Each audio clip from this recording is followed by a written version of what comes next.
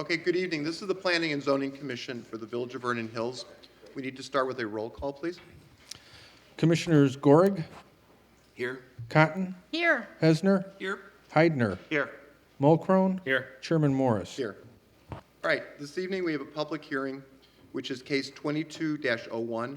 It's an application requesting pursuant to the Code of Ordinances as well as various ordinances, 2013-14 as amended. 1, revisions to a special use permit granting a PUD to allow for mixed-use residential development on the property. And this property we're describing sits at the Hawthorne Mall. 2, granting certain variations relating to the zoning ordinance and sign code. 3, granting preliminary and final site plan approval. 4, granting preliminary and final landscape plan approval. And finally, 6, granting approval of the plat of re-subdivision. Okay, who's going to speak and who's going to testify on behalf of the petitioner here? If you are, could you come forward, state your name, we'll swear everybody in together. Yes? If you're going to testify at all. We're going to do it all together, make life easy.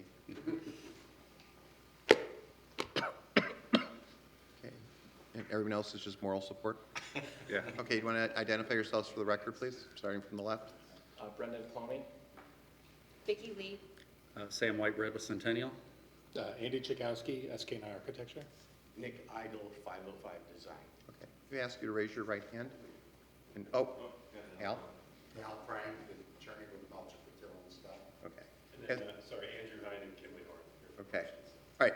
Raise your right hand. We ask you swear or affirm that this testimony you're about to give before this commission of the Village of Vernon Hills shall be the truth.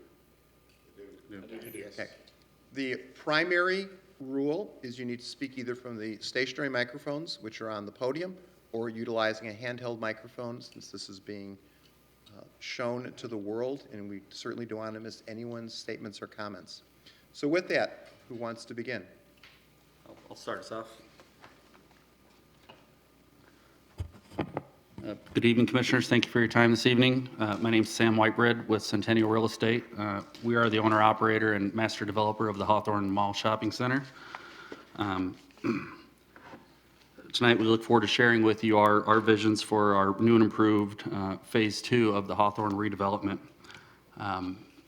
As you all are aware and have previously seen, Phase 2 was originally contemplated in a different configuration on the mall campus. Since that time, we're happy to be here and present what we consider not only a newer evolved plan, but also something we consider to be a substantially improved plan in which we have found a way to relocate and slightly shift the Phase 2 redevelopment to better incorporate into the energy of the shopping center.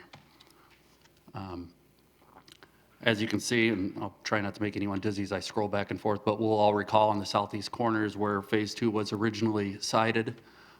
It has since been moved more centrally located on the south facing elevation of the shopping center in what would be, you'd probably recognize the current location roughly of the Carson's building, which if you've been by the shopping center, you've seen is being demolished and is nearly erased. In the slide that you see here, you do see the red outline of what is the Carson's demolition project that is currently underway. And you can see the overlay here of the new and improved multifamily Phase 2 building and see how it sits closer and it's nestled into portions of the existing shopping center. And as we present and lay out the project for you here, we can get into the details on that and help make sure the orientation is concise. With that, we have tonight with us, our partners are here from Focus in Atlantic. We have Vicki Lee, Vic Howell, not with us tonight is Mitzi Jones and Adrian Rivera of Atlantic. With that, we'll turn it over to Vicki Lee and let her speak a little more specifically about the details of Phase 2. Good evening, Commissioners. Thank you for having us. Once again, my name is Vicki Lee with Focus, and Focus and Atlantic are co-development partners with Centennial on this venture.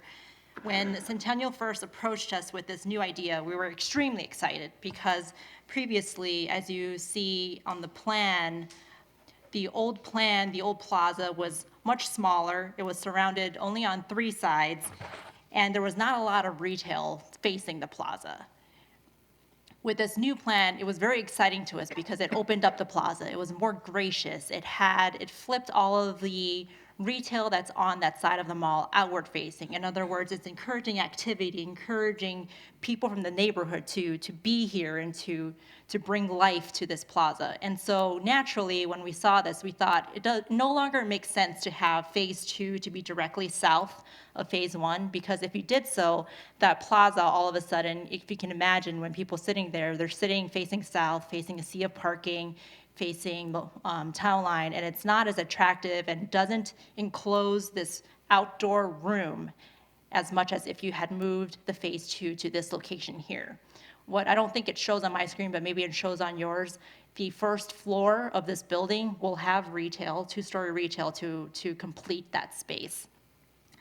One thing that I wanted to bring up before I bring up our architects here is that what we're asking for here in terms of density is almost exactly the same as the previous phase 2. We're not really adding any more units, but we are adding some retail.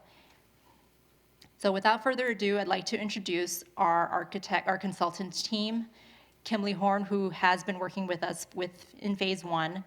SK&I is our architects for the residential project, Andy Tchaikovsky and Micah Sisko, who were formerly with Tortigalis, who did design the Atworth across the street. Nick Idle with 505 Design, who represents Centennial and their architecture. And then Brendan Cloney from Clark Condon, who is doing the landscape design for both the residential and the plaza.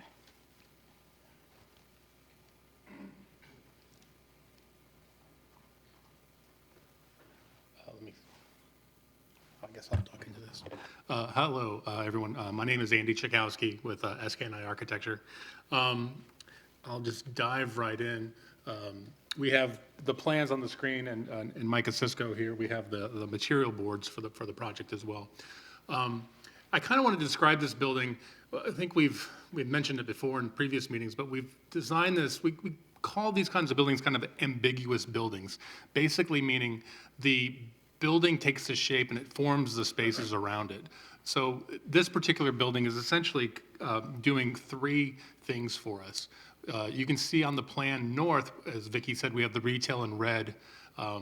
And we set the building up to essentially be sort of 2 pieces. Sort of the northeast corner is this pavilion that's very recognizable, and it's essentially the head of the building. And that blue piece is the residential lobby. So that's the address for the property, for the residential property. So that building, that piece of the building is identifiable and sort of stands by itself. Just to the left of that is a pedestrian paseo that leads from the parking behind the retail out to the plaza. And the building's set up with 2 parking garage entrances, one on the east and one on the west. And essentially within the building, there are 2 parking garages nestled within the building. So you won't see them from the street other than the garage entrances. So on the north, there's actually a 2-story retail parking piece, and on the south is an independent structured garage that will go up multiple stories, and that'll house all of the parking for the residential piece. And they're interconnected on the ground floor, so the cars can communicate through.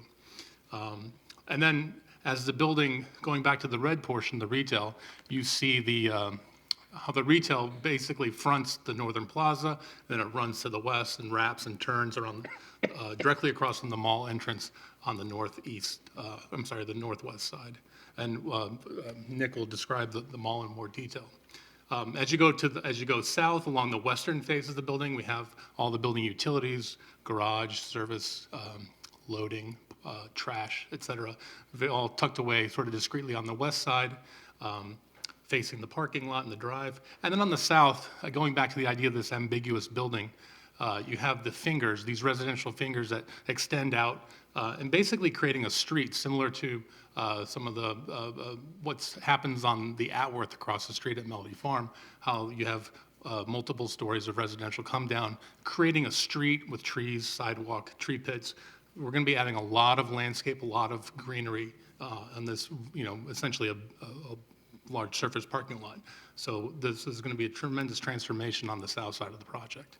And as you go to the east, we have on the back, on the southeast corner, you see the angled wing.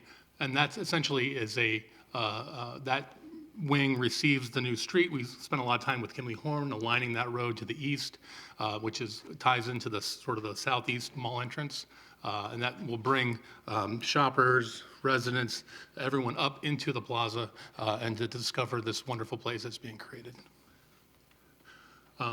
This is the upper floors. Once you get above the retail, on the northern half, we do have 2 stories of residential that do wrap an internal courtyard that'll be landscaped with pool and building amenities for the residents. One other thing to point out, that sort of that northeast corner that I was describing earlier, which is essentially the head of the building, residents of the building will come into the lobby, pop up to the 3rd floor, and discover this overlook, this outdoor terrace, or a multi-season terrace that overlooks the new plaza. And you'll see that in the renderings, like right now. So this is a rendering of that northeast corner, essentially the head of the building. You see the ground floor retail facing the plaza. You see the open air terrace, multi-season terrace that residents of the building can go out there and enjoy, especially if there's concerts, if there's things going on the weekends, events, they can sort of, be spectators of what's going on. That black tower to the left is the main entrance for the residential. It's the sort of the landmark, the icon for the property. We do adorn this with a Hawthorne sign, sort of a placemaking sign. This pavilion actually stands very proud and prominent on the square. As you'll see, Clark Condon's a design for the plaza. There's a staircase that takes you up to the upper levels by the movie theater, and this staircase runs down and directly kind of runs into the head of this pavilion. Excuse me, Yeah. can you identify which way what view we're looking at here? Oh, sure. You're standing essentially, is this a pointer? You're standing in the plaza. You're probably better using the cursor. Oh, sure, gotcha. And we can see it too. And I thought, is it? Oh, there it is. Okay, got it. Thank you. Yeah, you're essentially out here in the plaza looking at this. This is the northeast piece that I was describing. This is essentially the head of the building. There's retail on the front, and then there's the residential lobby immediately behind it. All of this obviously wraps the garage, and you don't see it except so for that black exterior on your next picture was this blue area on this one. Yeah. So, yeah, let me go back here. Yeah, this little bump right here is the tower. That's the lobby entrance for the residential. The blue is the amenities. This will be the lobby leasing center for the apartment building. And can you show them where the Hawthorne sign is on the roof? Yeah, so the Hawthorne sign is up here. It's this head of this pavilion. And like I sort of mentioned, there is this paseo. So the idea is basically a customer or a shopper will drive into the mall through the wayfinding and the signage. They'll discover the garage door either on this side, or if they're coming from the west, they can enter the garage here or park on the surface or on the street. But if they do park in the garage, they'll make their way towards this corner of the garage, and they can walk directly out under some catenary lights, and there'll be some placemaking signage that will lead everyone out to the plaza. Once out there, they can turn right or left and discover all the retail, the shopping, the restaurants, the activity on the plaza. So really, the Hawthorne sign is directed towards people coming in from the north. Well, it's directed, it's sort of holding court, I guess, if you will, on this plaza. You don't necessarily see it. I think you'll see it more in the Clark Condon landscape pieces, where it speaks more to the space and the shape of the plaza. And as you'll see in that part of the presentation, I lost the cursor. There it is. There's a gather. This is sort of the social activity area directly in front of it. That's sort of the widest, most gracious piece of the plaza. So it seems appropriate that is an opportunity. And as on phase one has the bridge and whatnot coming in. So there's a lot of roads leading to this moment in the plaza.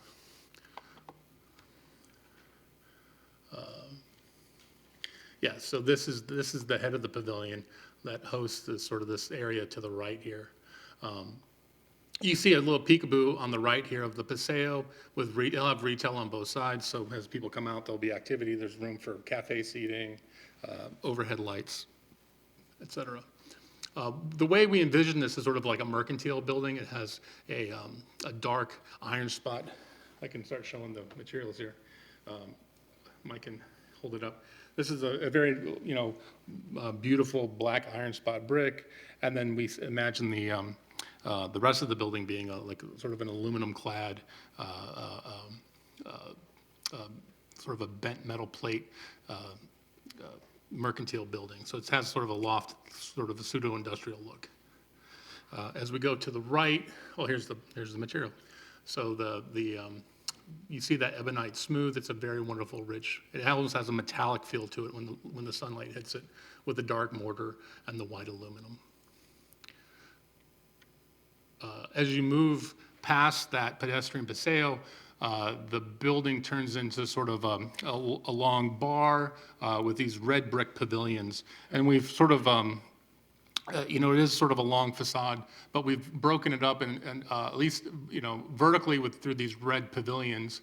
And then there's a couple tricks we're doing here to help really allow ultimate flexibility for Centennial and for the retail piece to, be able to plug and play and evolve over time as retailers come and go and change, as we all know they do.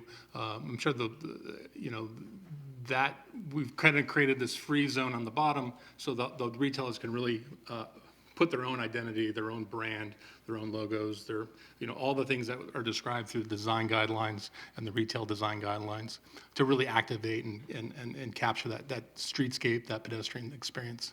And then above it, we have these there's red brick pavilions that hold the corners, and then we have these intermediate sort of pavilions that are made out of a dark hardy panel, and I'll show that's on the next screen.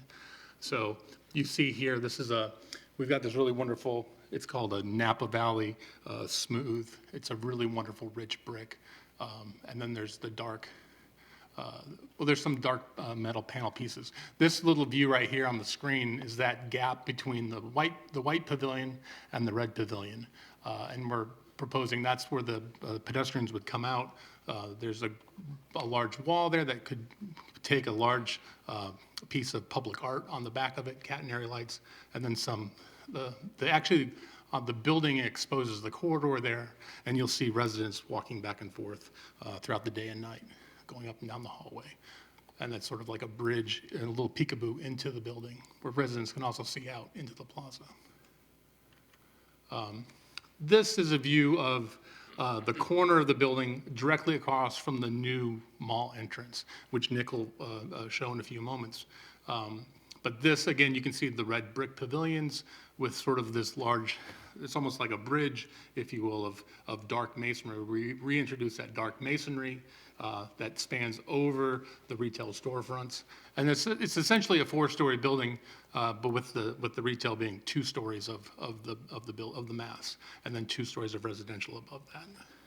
And again, the residential is designed with balconies and terraces, so there's going to be a lot of life and activity, especially on wonderful summer days and evenings when the plaza is activated. Going into those sort of the pavilion pieces, the hardy panel, Mike is showing you we're sort of a 2-tone gray. There's a dark iron gray, and then we have a sort of this night gray as well. So there's a tone-on-tone play between the pavilions, and there'll be textural differences. There's some large smooth panel pieces, and then there's more of a lap siding piece. It's in the accents at the back of the balconies. The other couple of things on the material board, you see the windows. We're looking at a dark window. It could be either black or bronze. They're very close in color, but the idea is you'll have rich, dark. Actually, these vinyl windows are pretty fantastic. They look and feel like a really good, high quality window. So we're really excited to be able to put those into this project. Then going back to the south side of the building, you see the sort of the more residential character. The idea here was to create those fingers, these pavilions that march along. This will be a total transformation of this parking lot. It's going to give sort of a new face to the Town Line Road. But we have a close-up of one of the pavilions. There'll be 4 of them on that back road, separated by nice landscape courtyards. And we're using a white brick with dark cast stone accents with a very nice white mortar. So it'll have a very clean, crisp, sort of modern, classically modern, aesthetic to it. And then within those brick masonry piers, you see these, we're using, again, the hardy panel.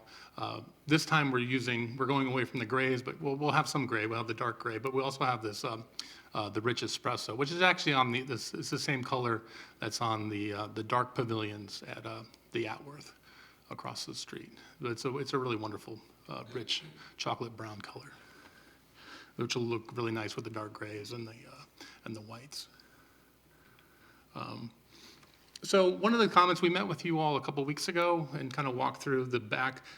We took some comments, and one of the kind of big comments was that there's I guess there was an opinion that it looked a little institutional. Maybe it could be the way we rendered it, but we did take it to heart, and we talked about it with the team and with Focus and Atlantic, and we made some changes over the last couple of weeks to give it more of a residential character. One of the things that we thought was interesting was sort of the alternating, sort of the 4-story, 3-story, 4-story, 3-story interplay. And we wanted to keep that, but we thought we could introduce a few sort of residential motifs. Specifically on the south side, there will be sun in the summertime and in the swing seasons. So we introduced sort of sun trellises that gives it more of a residential character, both on the balcony pieces and on the 3-story pavilions, where we introduced this where we do have a setback. We introduced the trellis structure on top of that. Again, what I think was going to be really interesting here is this. Obviously, you have a large parking lot currently, but we've set this building up with a sort of a standard residential streetscape. So you have tree, you have the street, you have the street, the cars, but then you have a tree pit, a pedestrian sidewalk zone, and then there's a building buffer zone adjacent to the building. So we'll have nice, wonderful landscape up against the soft edge of the building. So it's going to have a very residential character to it. Here's another view with those pavilions, the 3- and 4-story play of the brick and the up and down, and then the addition of the trellises at the 4th floor. And these courtyards are nice, and they're deep. They're not that deep, but I mean they're deep enough and they're large enough to hold a lot of landscape. So there'll be nice trees. There'll be a tree canopy in there. There'll be balconies inside the courtyards as well as you go back into them. Here's a close-up of the pavilion with the trellises, the canopies. We've added a little more detail as far as like architectural lighting. There's staircases, exit stairs that come out, so there'll be some lighting on the buildings to, signify where those entrances are. I think that, the building, that not only is the retail going to activate this, but obviously having all these residents and new people living on this campus, they're going to be out walking their dogs in the morning, going for coffee, walking on the weekends, going for evening strolls. It's going to add a lot of life to and vibrancy to the neighborhood. Again, here's a view of the sidewalk zone. So you see the tree pit on the right, you can see the pedestrian zone, and then we have a nice ample buffer between the sidewalks, so we'll have enough room to landscape along that edge. And again, you'll see the sort of the white pavilions with the trellises on the 4th floor. And that is the end of our piece. If you want to take questions now or wait till the end. Everyone, anything at this point? We want to start talking about the architecture and Sure. Or should we, yeah. If you want to back up a slide. Sure. Oh, sorry. So, I appreciate the extra detailing on the facades, but at the time, I didn't really think it needed that. I thought that it just needed some color. It's very institutional, it's very sterile.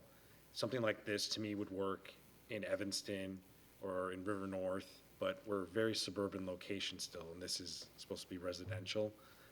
You're showing trees that are, 25 years old to mask the whiteness and starkness of this, in the rendering. So I just don't feel it doesn't seem to me like it's not warm and inviting. I really love the colors on the retail side and the red brick and the earthy tones and the black metal panels. It's just, this whole south facade feels like a big departure from what's in phase 1 and the north end of phase 2. Okay. No, the client really likes it. I don't think it fits in our town. Period. I love all the architectural detailing. It's great. Even adding the trellises, it seems awkward for that to be on Town Line Road. And if you back up another rendering, one more. To me, it looks like an office building or an educational building. It's not, it doesn't, I think this color scheme works in a very tight-knit urban setting where your sidewalk's right up against the street and you're kind of in a canyon of a dense street, but out in a park-like open setting, it feels a little disjointed to me. Maybe if I can add a little bit more to that, I tend to agree with Commissioner Mulcrone. But maybe the thing that starts to strike me is proportion overall, and maybe some differentiation at the lowest level might create some kind of consistency with all of the other architecture around the entire development, phase 1 and phase 2, because it seems like there's always this lower level, whether it's retail and then residential above, or it always seems that there's a layered look here, and this particular component of the architecture doesn't necessarily have that layering until the top, which was just created. So I just think the impression of scale is a little bit, it's very different from the other parts of the development. And typically I kind of like different. Mm-hmm. I like the transitioning of different types of scale and whatnot, but this one seems to strike me a little bit odd as far as proportion overall, and maybe something at the lowest level could break up some of that monumental scale. Yeah. It's really interesting you say that, because we've always kind of thought the opposite, because usually we don't see 4-story pieces like this. I guess it's because we made the first story a double height space, but we usually kind of try not to make our buildings like 50-50, sort of half and half. We try to do we try to give it more slender, taller, more recognizable proportions. So we actually we struggled with this side because we have these long pieces, but that are also only 4 stories tall, and half of it's retail and half of it's residential. We usually do these in 5-6 stories, so there's a little bit different sort of proportion. So I think what was really interesting, because when we got to the back, we're like, oh, well, this is an opportunity to make more of a traditional kind of 3- and 4-story, and we broke down the length of it so that you had this sort of townhouse, almost like to give it a more of a residential scale. So you had instead of having this large 68, 70-foot wide in piece, it read like 2 pieces instead of 1, and so you had this sort of playful, rhythm along that long street to break it up, so it didn't feel monolithic with 70-foot pieces. They're more like 36 with a hyphen, 36 hyphen, etc. So I feel like it's just interesting how we've seen proportions. Yeah, Commissioner Mulcrone, I see what you're saying about it being a little stark, and it is certainly bright and white, and we're happy to go back and look at it, but I do like the lightness of this, and I do like the scale of this in terms of how it transitions from that first portion.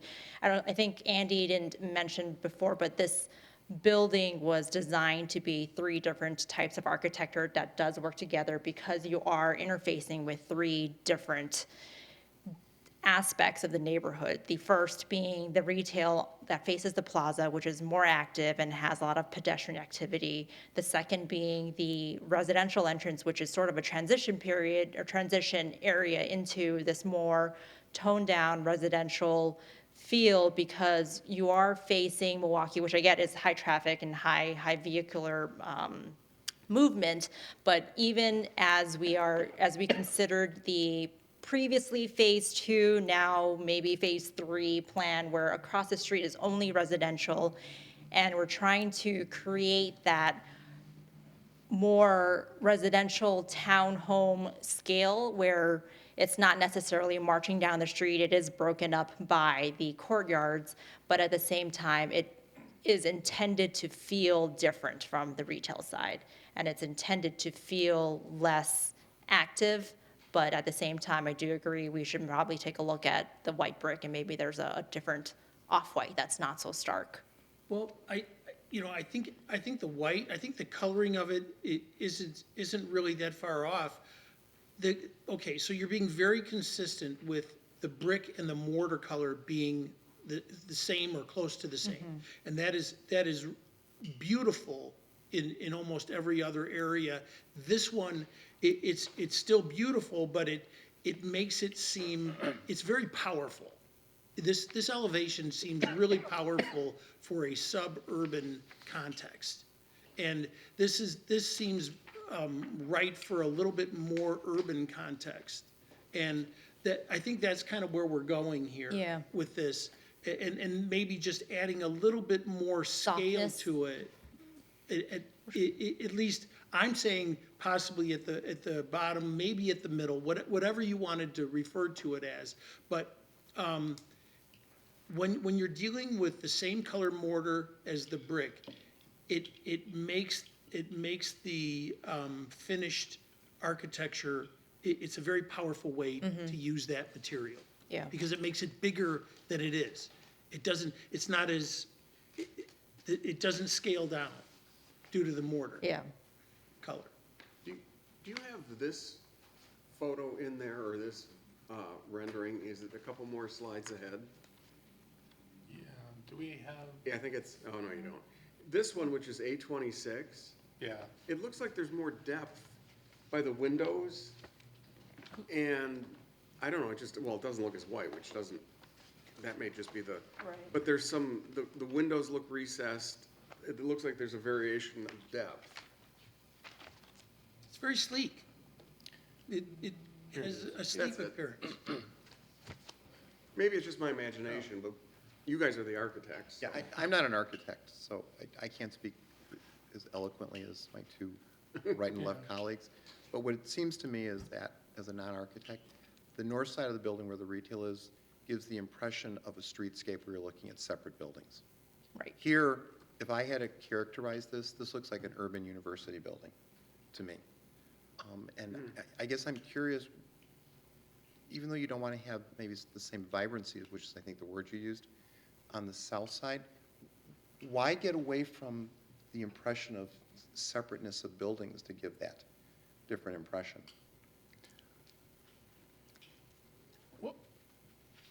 well, let me address, I guess, this piece. This is the east wing, which lines the one half of the street that comes up from the mall entrance.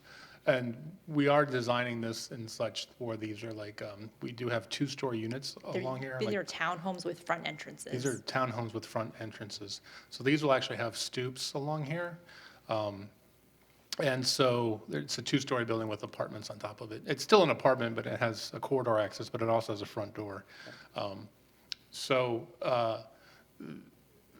This was a long facade as well. So we broke it up in terms of, we have the sort of the four-story piece with sort of the two-story recess, which you see here. It's also maybe the way that the rendering works to a certain extent, because this is, I think, just because it's east-facing, and I don't know, we had it sort of an afternoon glow on it, so it's a little bit It's a little bit in shadow, so you pick up maybe some more of the shadow on this one, whereas the southern face is getting a little bit more direct sunlight, so some of the depth is missing maybe in the rendering. But this one, I think you were commenting that you see the depth, you see the richness of the wall, and there's layering to it. The wall does step back. Going to the previous slide, it was, we use sort of I guess, for lack of a better word, term, a kit of parts to design the back of the building. So, sort of use the same architectural pieces, and we composed them. We came up with several different compositions and applied them around the building. So, and as you saw, the pavilions that face the south edge of the property all have, we mirrored them, so they kind of, you get that playful, idiosyncratic rhythm of the 4-story and 3-story. And we thought that was a good way to break this down, because it is, these are large, 4-story pieces. But we also thought those were more elegant proportions, having a 30-foot wide, sort of the townhouse look. Yeah, it is an urban aesthetic, and it's, I guess we're not really shying away from that, because we're creating an edge, but we're also softening it with the courtyards and creating the depth between the pavilions. Well, this one, which is what, you said this is the east? This is Yeah. the east, yeah. So I'll take back my comment about Urban University, that's the south. This looks like a department store to me, in a city. Yeah, I really don't get the vibe of a Yeah. playful facade. I get the vibe of a very, static marching along of the elevation as it goes down the street. I see something very strong and stately in these elevations, the east elevation and the south elevation. I don't see it as being as playful or as suburban as all the other components of these phases. I guess part of that is also intentional in bringing the urban to the suburban, in the sense where we are creating a neighborhood that is a little bit higher density. You are creating an active plaza with all that retail. And so to try to make it more suburban to what you're used to, I think is probably a departure from what we're trying to do here with Hawthorne. Call it Hawthorne Green and Hawthorne Row. Even on Hawthorne Row itself, where you're creating that urban walk and pedestrian activity, you're creating an urban feel. Now, I get what you're saying, where if there is no playfulness, and perhaps there could be something else we could do to make the facade a little bit more undulating. And I think, to be honest, now that you're saying department store, maybe the awnings are a little lean towards that way. Yeah. And we could certainly look at that as well. And What were the staff comments, Mike? The one thing about this is, there's nothing like this around. There is nothing like that Yeah. around here, anywhere. That's one of the reasons why I kind of like it, is it is completely different. It doesn't have the suburban feel, but everything else in here does. So I do agree with some of the comments about the color and changing that, but it isn't the whole point of this to be different? Yeah, but the north side of the building isn't suburban unless you think that downtown Libertyville is suburban. It's an urban amalgam of a bunch of different buildings that grew up over time. Yeah. That's what it looks like. I do agree with the solid white and if there's something, but other than that, I think it looks fine.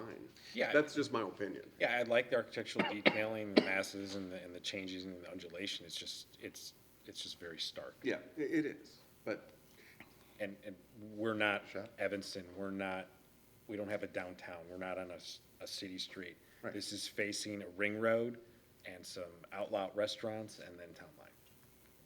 We're not an urban environment. what will the, Okay, I'll get a chance to measure.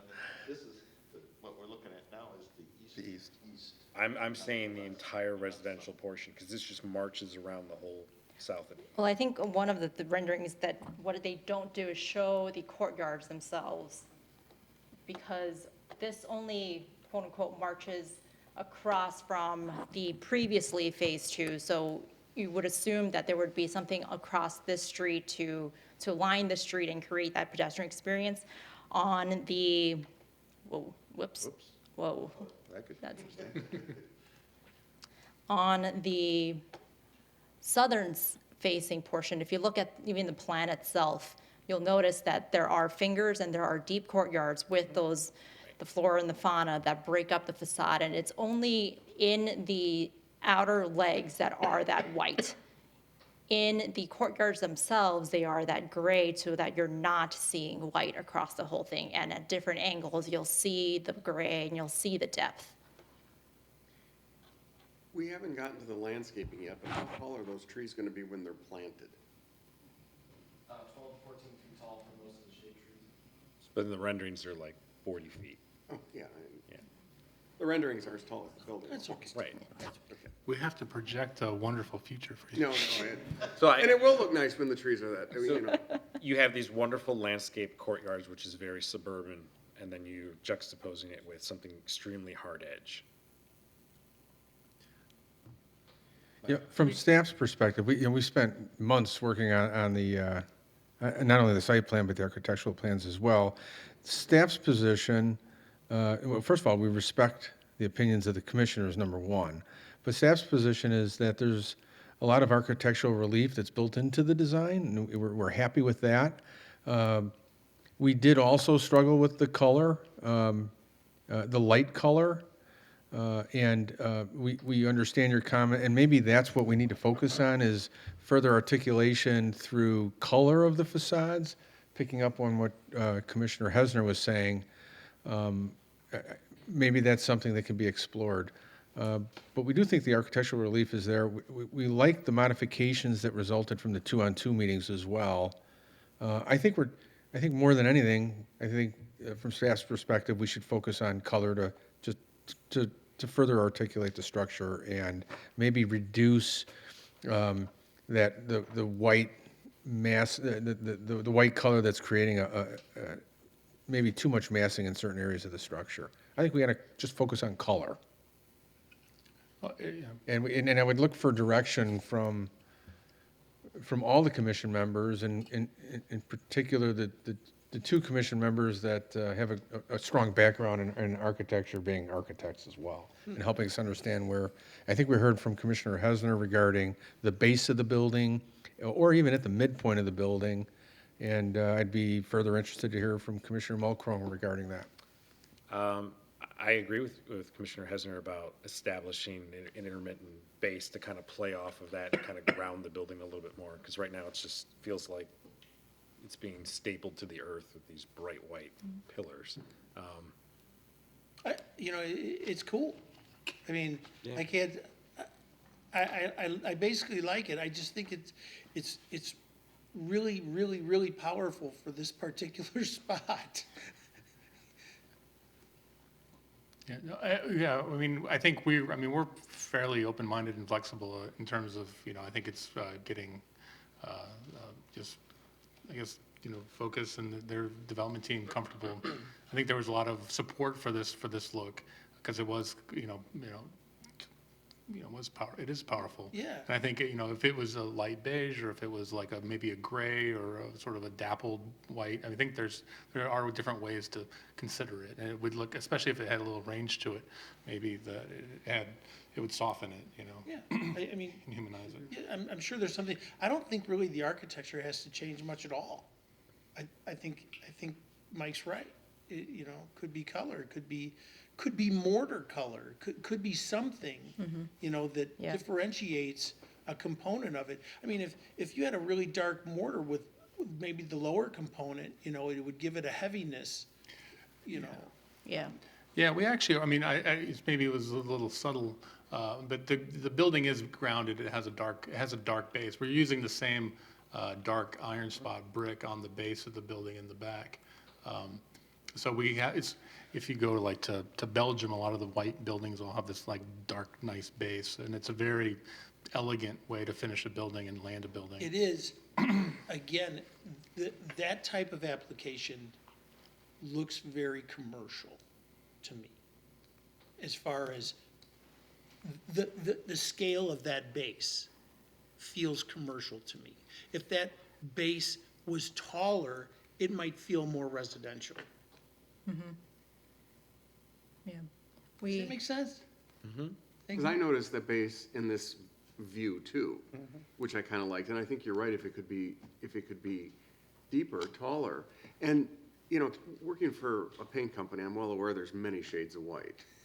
And many people don't understand that.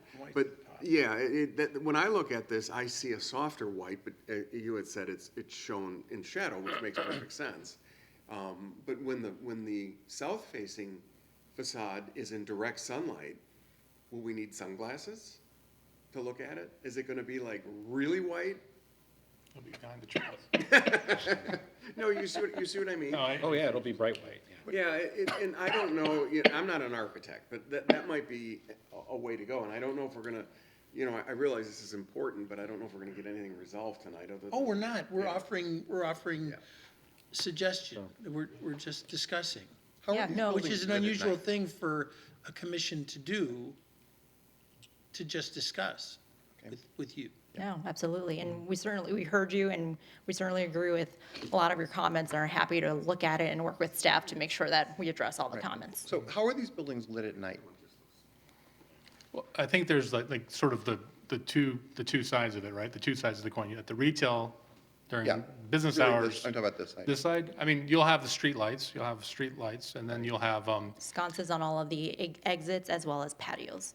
on the ground On floor, the they'll ground have, floor. they'll have exterior patio lights. So if the people are out there, they can turn the light on. And then you'll just have the glow of the windows, you know, the people that are home and, you know, just like you see on a residential house, some will be dark, some will be light. Are the sconces just by the entryways, or are they on all of these white pillars?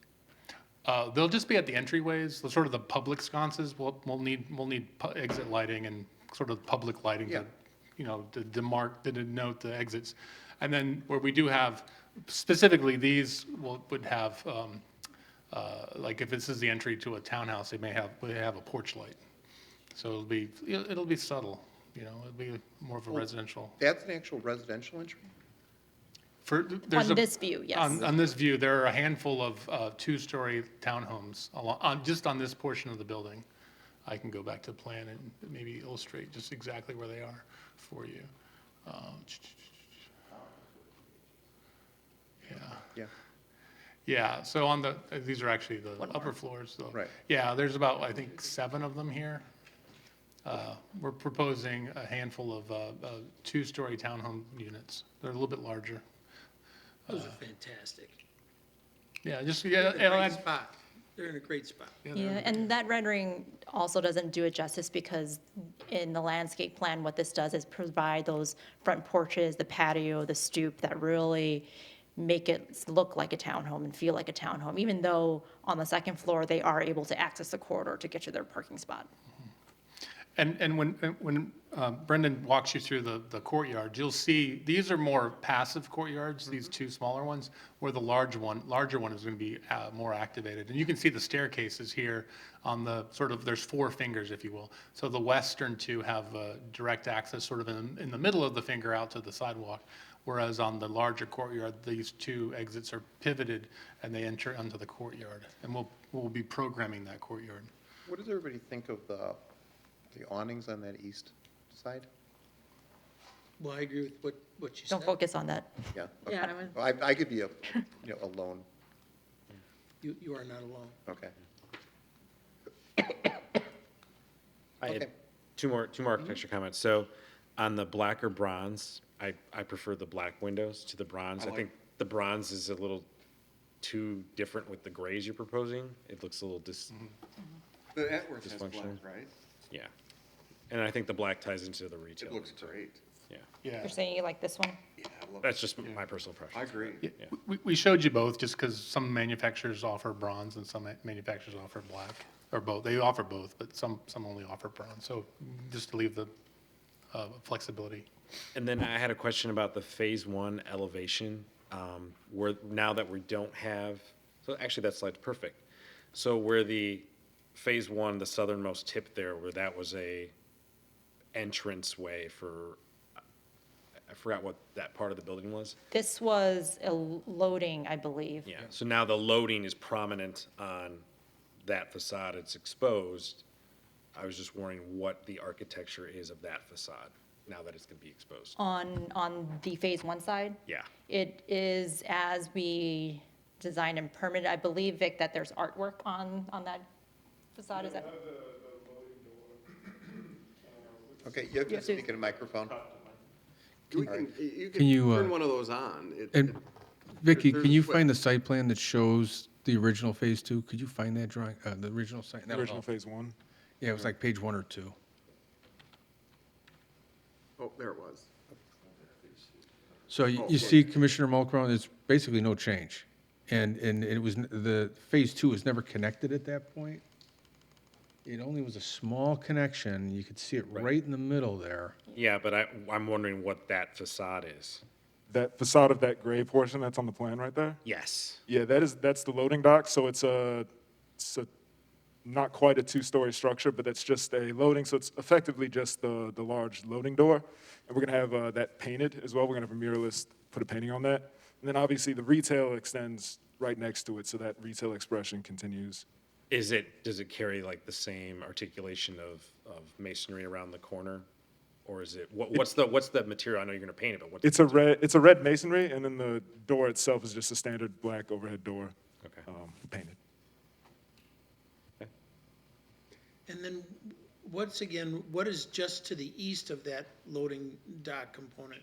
What is that facade again that faces 60? This? Yeah, Yeah, so this is a small park, and then you guys being smart made the entire development team make sure that this facade wouldn't be a back. It So, would be a front. yes, it was all designed. Yeah, I recall we- that, I just didn't remember. Yeah, on the we had them layout. design it assuming Phase 2 never happened, Right. and that we would be happy with the results of Phase 1. Right. Maybe you can tell me what the lottery numbers are tomorrow. Hal, you asked about lighting, Mike, just curious, I see the wall sconce is dark sky, which is very good. Yeah. Do our ordinances require dark sky for residents when they do things like this or developments, that it be dark sky? There's no specific requirement for that, no. Some communities do require dark sky, and it's something we should consider in the future. Absolutely, I mean, agree. that's a Thank very you. good thing, yeah. Okay. Okay. With that, I'll have the, Wait, go, Let's hop back to where you just were. No, this slide you showed that where I, phase one part. So is that just commercial there, or is it residential above? there's residential above. Okay. And are these, are the leasing office that you had in the phase two, does that serve both No, phases? no, Phase 1 and 2 are completely operated separately. Okay. Okay, Okay. great. Well, with that, I will have our next consultant step up to talk about the plaza and the mall. Thank you. Thank you.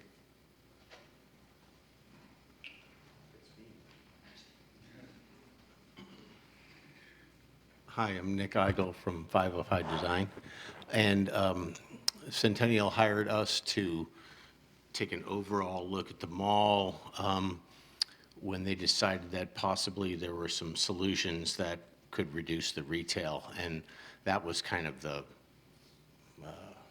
catalyst for this scheme to come up, is that we reduced the retail at the mall by, I think Sam was telling me, almost 30%-ish. And so what you can see in this view, we're looking mostly west towards the center court where that H is. If I can figure out how to drive this thing, yeah, right here, where the H is. Oh, you're on full screen. Okay, sorry. No, there it is. So you're looking at the new mall entry that opens up into the existing center court of the mall right now. And I'll just talk about that center court for a minute. We envision it as a two-story winter garden.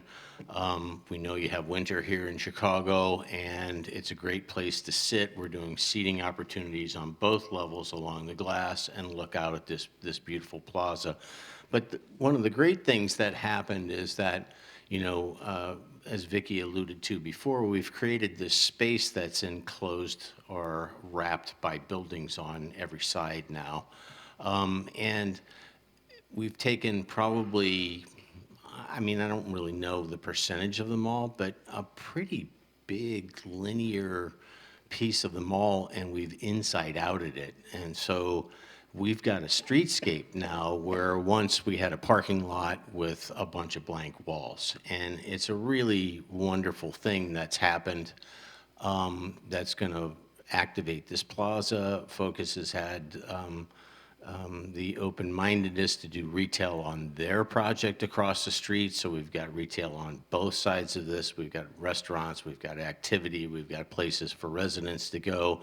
And I think we've created, as Vicki said, we've created a place for not only the residences that are on the Hawthorne site, but for people within whatever the travel radius is that people will come to this place.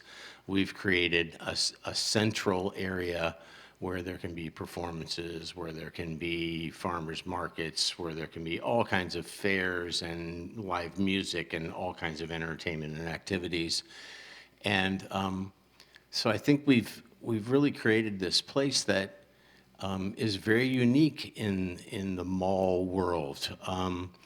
I was telling Sam from Centennial over dinner that, I do a lot of mall repositionings and a lot of mall densifications. And a Sears goes away and we build, the developer gets the building and the parking parcel back, and they're timid and they build something way away from the mall because they're afraid of doing something that's close. Here, we've got residential right up against the retail part of it, and Focus has been foresighted in that they've got retail on the first level, commercial on the first level of both of their buildings. I guess it's actually 3 buildings. Phase 1 is 2 buildings and then this one. So it's a really great thing, and it can be a really vital and vibrant place. And like I said, we've taken, maybe, 25% of the mall wall, and we've opened it up to the outside. And so now you can shop this mall from the outside and enjoy all the activity that you'll see on the plaza from the shops, and vice versa, looking into the shops. So I think it's a really great thing that Centennial has done in coordination with Focus. Oops, wrong way. This is a view. You're approximately at that mall entry with the H that I alluded to before, or that I pointed to before, which is right here. And you're looking mostly east, and that's phase 1 at the end of the drawing. And you can see the first level retail that's going to activate the plaza at the base along the left side, and Dave & Buster's above. And you can see the retail on the new Phase 2 building on the right, and a very activated streetscape and a beautiful plaza with lots of opportunities for lingering, for strolling, for hanging out, for entertainment, for fun, for kids' play, for all of those things. And this is a little bit closer view looking east. It's meant to highlight the plaza a little bit more. Hopefully your view is a little less burned out than this one, but night view, and you can see the kind of activity and the kind of life and vibrancy that this plaza and this newly opened up facade and center court, what I would like to call winter garden, is gonna give this place. I'm sorry, So can you put this in context for us? Yeah. We're familiar with what the current mall kind of footprint is, or if you walked around the different corridors. Yeah. What's staying and what's going in the current mall, so we have a contextual understanding? So I look at the mall as a cruciform plan. Yeah. Right? Right. And so we're taking one quadrant, 1/4 of the mall away, which would be the southeast quadrant.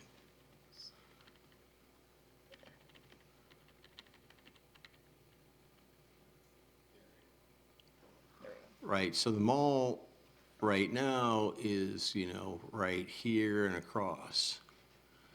So where the concourse was that went to Sears previously, we basically are removing that concourse and exposing the stores that are on the north side of that concourse. Okay, Okay, so they'll get they'll get new external facades, Right. and they'll face out. Right. And then over here, we go right across, diagonally across the edge of the center court space.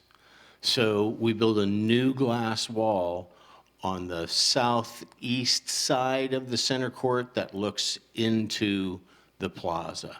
So, and then previously, the mall kind of came down this way towards Carson's, and we removed some of this retail, and then inside the mall, on the other side of the center court, there'll be some retail along here at the second level that looks out at the plaza, with a little bit of public area in front of it, you can see it's a little bit wedge-shaped, so it goes probably from 30 feet to 50 feet wide-ish.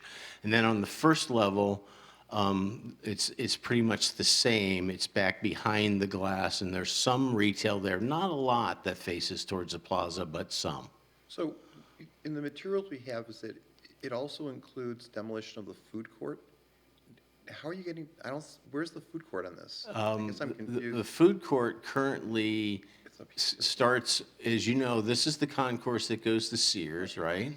And the food court starts somewhere up here and curves around back over and comes out into the Penny's concourse. So that goes away and gets infilled, and there's a new concourse going basically east to west that's north of the Dave & Buster's that comes out over by the theaters.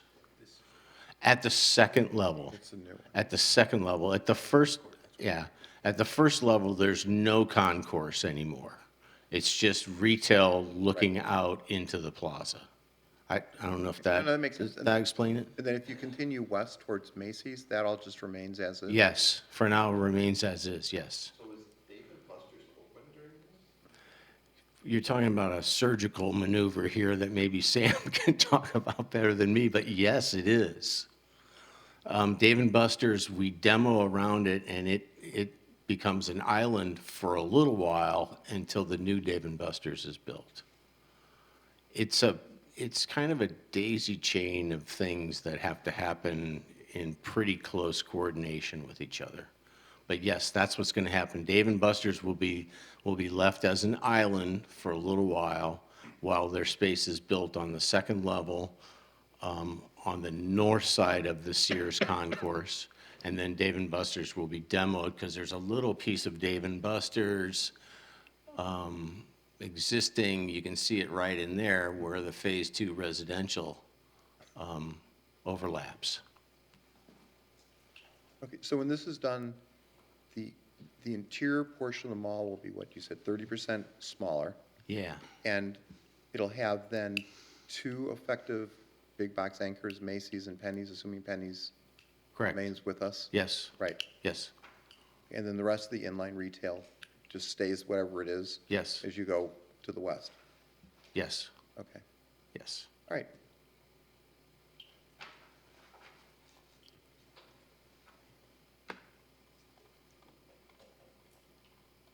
So I guess I was going to talk about materials. Let me see if I can get there. Where is that full screen option? On the bottom. Oh, there you go. Oh, Speaking for a moment about materials, does that manufacturer of that white brick make it in a square brick, like a,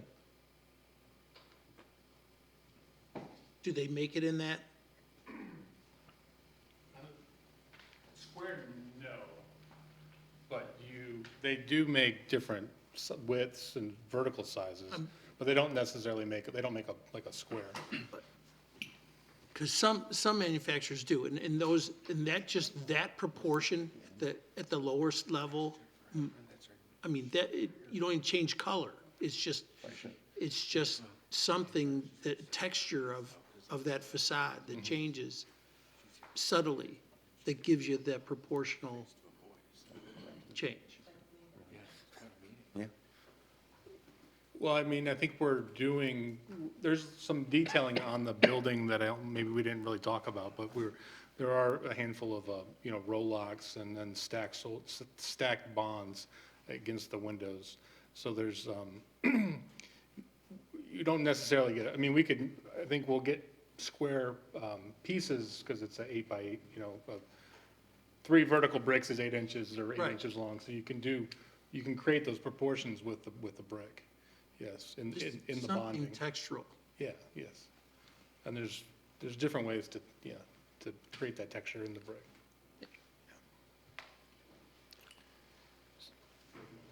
Okay.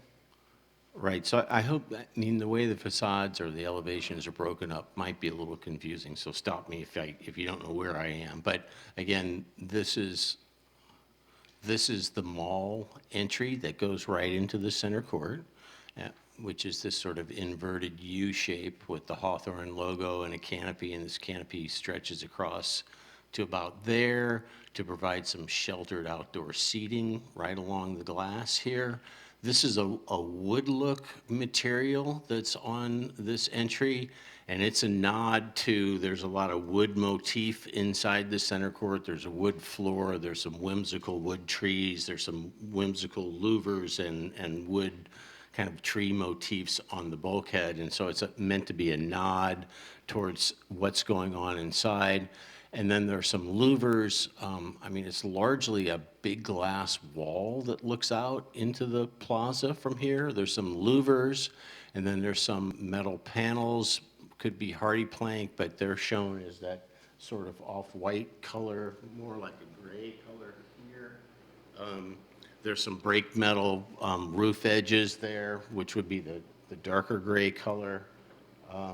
Again, a wood look material that's probably, we found some nice metals that they do some kind of a screen print, a very durable, very believable looking product that we can use outside. And then the facade above is the facade as you're going kind of southeast before you turn the corner and go west. And this is a stucco facade with some louvers. There's a decent chance that if they find a tenant before we do all of this, that there could be a tenant expression up there, which would be the ideal world. And then there definitely is potential for tenants at the first level as we go towards the south west along that facade.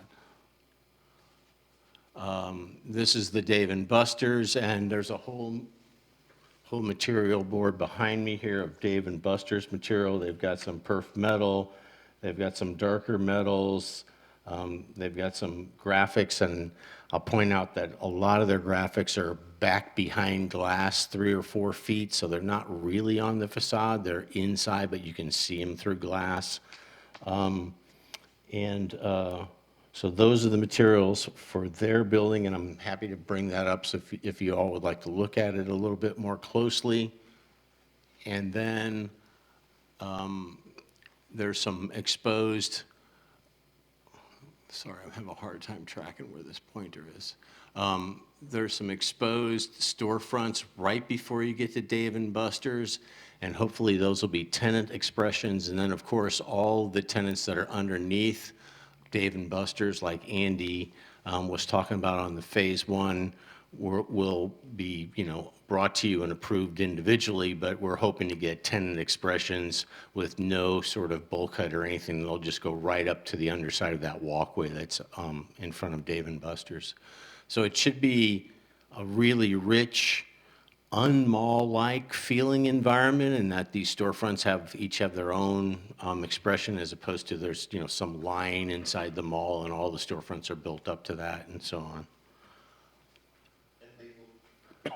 They won't be connected actually into the mall? Correct. Correct. They just have outside, the ones underneath Dave & Buster's only have outside exposure. The ones on the mall side or on the center court side do.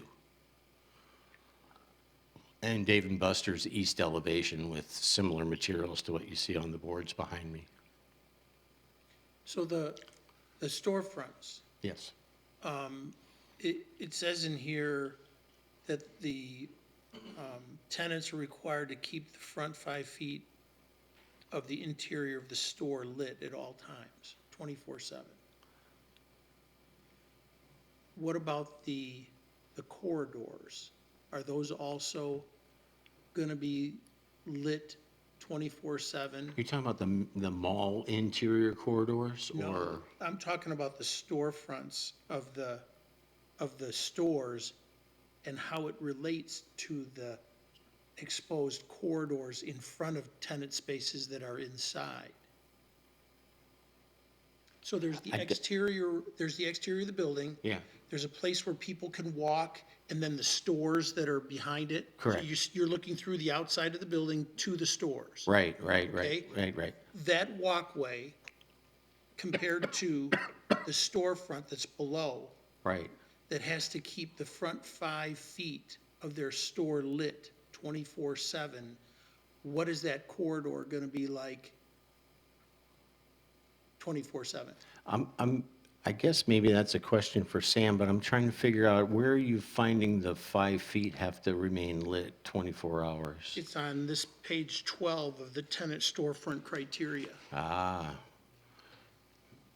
Is that a residual interior criteria, Sam, or? That may be something left over from a prior submittal, but our intent would be after hours or after business hours, there would still be some light and some sort of activation of the exterior plaza area. We would hate, because it's now, we've converted the campus to a residential environment, it would not behoove us to have things go dark at nighttime. So there'd be some sort of security lighting that would kick in to effect. Theatrical, Landscape lighting, something that offsets, still keeps the place safe and secure, obviously. Although we have 24-hour security, having some sort of security lighting on at all times will be necessary. So maybe it's a mode where every second or third light is lit. so the storefronts they won't have to have that amount of light. It can be just smaller amounts of light maybe for their storefronts. Correct. But what about the corridors for the mall? The interior corridors that are within the interior, Yeah, you have the outside of the building, and then there's the corridor, and then you have the tenant spaces that you were just. So when you're looking through the center court, Sam, and you see tenants beyond, Yes. I think the commissioner is asking, What that probably the common area in the mall will be dimmed now, will be dimmed in the future, just like it is now, so. But nobody can see it now. it would be, the only place you would be able to actually see into the mall is at the grand entryway, which is a heightened presentation, which is a lot of glass. The mall would still go into a night mode of security lighting at that time. The doors are closed. There's no more public transferring from interior to the exterior space. So it would operate in a similar environment. And I hope that answers the question. It sort of does. For instance, when you're looking at the Dave & Buster's facade on the second level there, Right. and then you describe that area to the west of Dave & Buster's. Yeah. Before you get to the big H, Yes, you're looking through onto a walkway, and then there's stores beyond. yeah, That's what you were describing. yeah. That lighting in that type of area, it'll be repeated in other areas, but that's just the question. I'm just curious at what the light will be like in that. It would go into a night mode too. We would expect anything outward facing and exterior facing that fronts the plaza, the lights would come down to a fair degree at night. We would not want to keep them fully operational through the evening. I don't know if Well, it's because there's residential Right. components because right you directly would have across. residences And there's facing that. balconies and stuff. Right. Right directly across. So I was Yeah. just curious. Yeah, we will have to have a criteria that brings those lighting levels down to an acceptable nighttime level for the residences, or else Focus would not be very happy with us, and nor would be appropriate, yeah.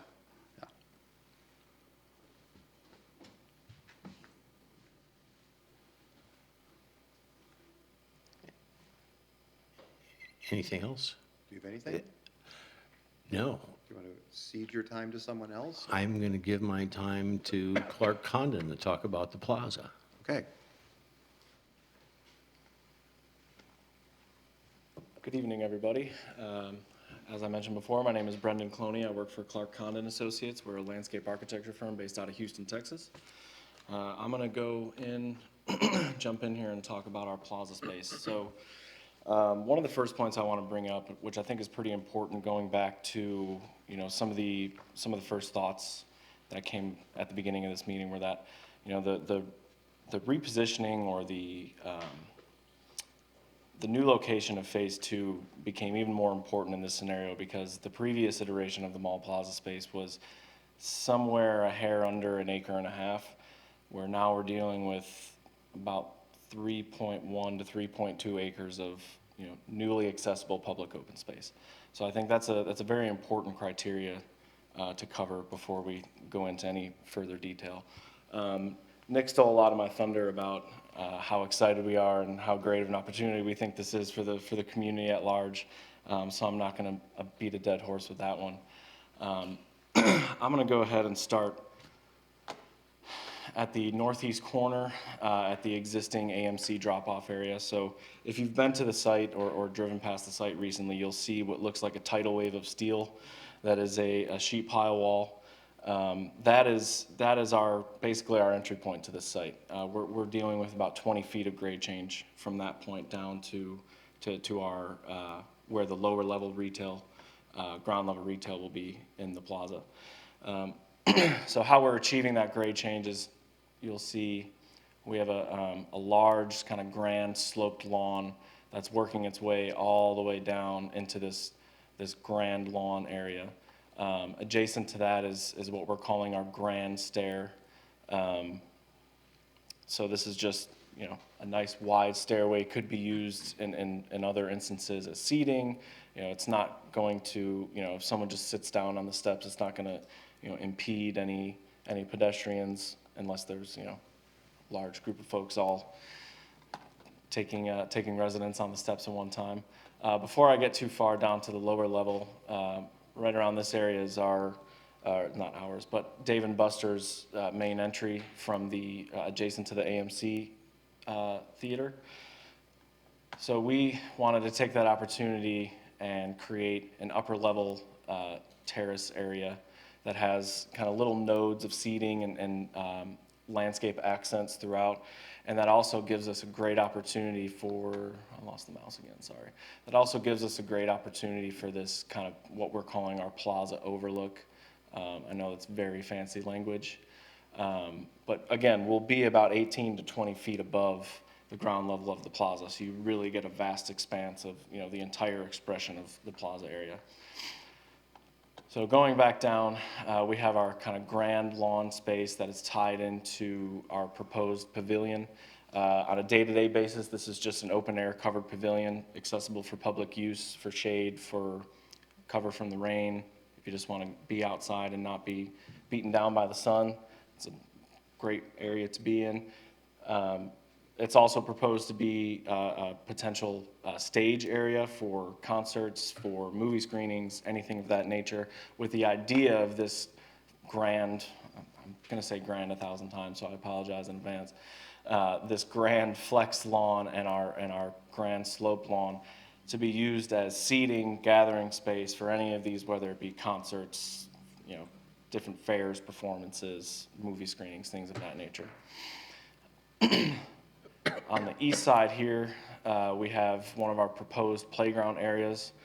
So we're working with two different custom playground manufacturers at the moment. We're going to have them go into a bidding war any day now. And then directly across from our great grand flex lawn, we're thinking this could be another ample opportunity for another play structure, something very iconic. Something that I don't think I've heard mentioned here yet, Vicky, is Instagrammable. We want to bring people in. We want something iconic. We want there to be something here that gives people a reason to come, a reason to tell their friend, hey, have you gone and seen that thing yet? these are these key areas that we're looking at for those expressions. So on your sloped lawn, Yes. there's no terraces at all in there. It's continuous slope. So the idea is that the center of it will be a continuous slope, and it'll be a fun grading exercise, but on the edges, there'll be a little bit more gentle terracing with some opportunities for some landscape accents, some kind of flattened areas for people to maybe access for picnics or just general seating. If it's used for a concert-type setting, what is the capacity of people in that area? I don't have that number off the top of my head, but based off of a typical 10 square foot per person ratio, not even counting the sloped lawn, I think we were looking at somewhere in the range of 550 to 700 people before you get up the sloped lawn. So just in the flat area you're talking about? Correct. And that's based off a very general, kind of fingertip to fingertip spacing per person. Does that grand stair go all the way up to the entry level to Dave and Buster's? Yeah, so the grand stair comes all the way up to the kind of the drop-off area of the AMC, and that is at the level of the Dave & Buster's main entry.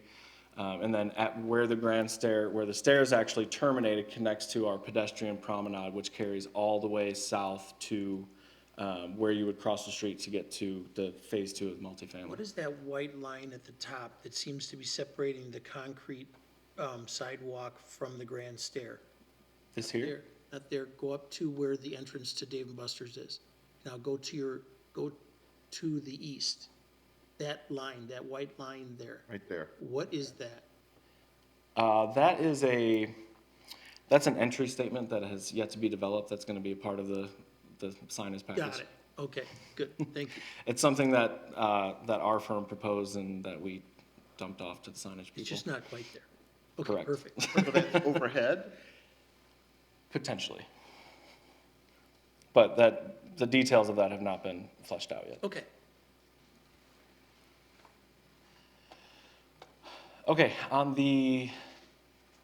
so again, going back to our tidal wave of sheet pile wall, how we're making that up on the roadway side of things is we're gonna have a large-scale concrete block retaining wall, similar to the one that's at Melody Farms, just across the street from the campus. So we're going to be going from 0 to 20 feet in elevation change from this point to this point. And that wall will also wrap around and kind of follow this loop road.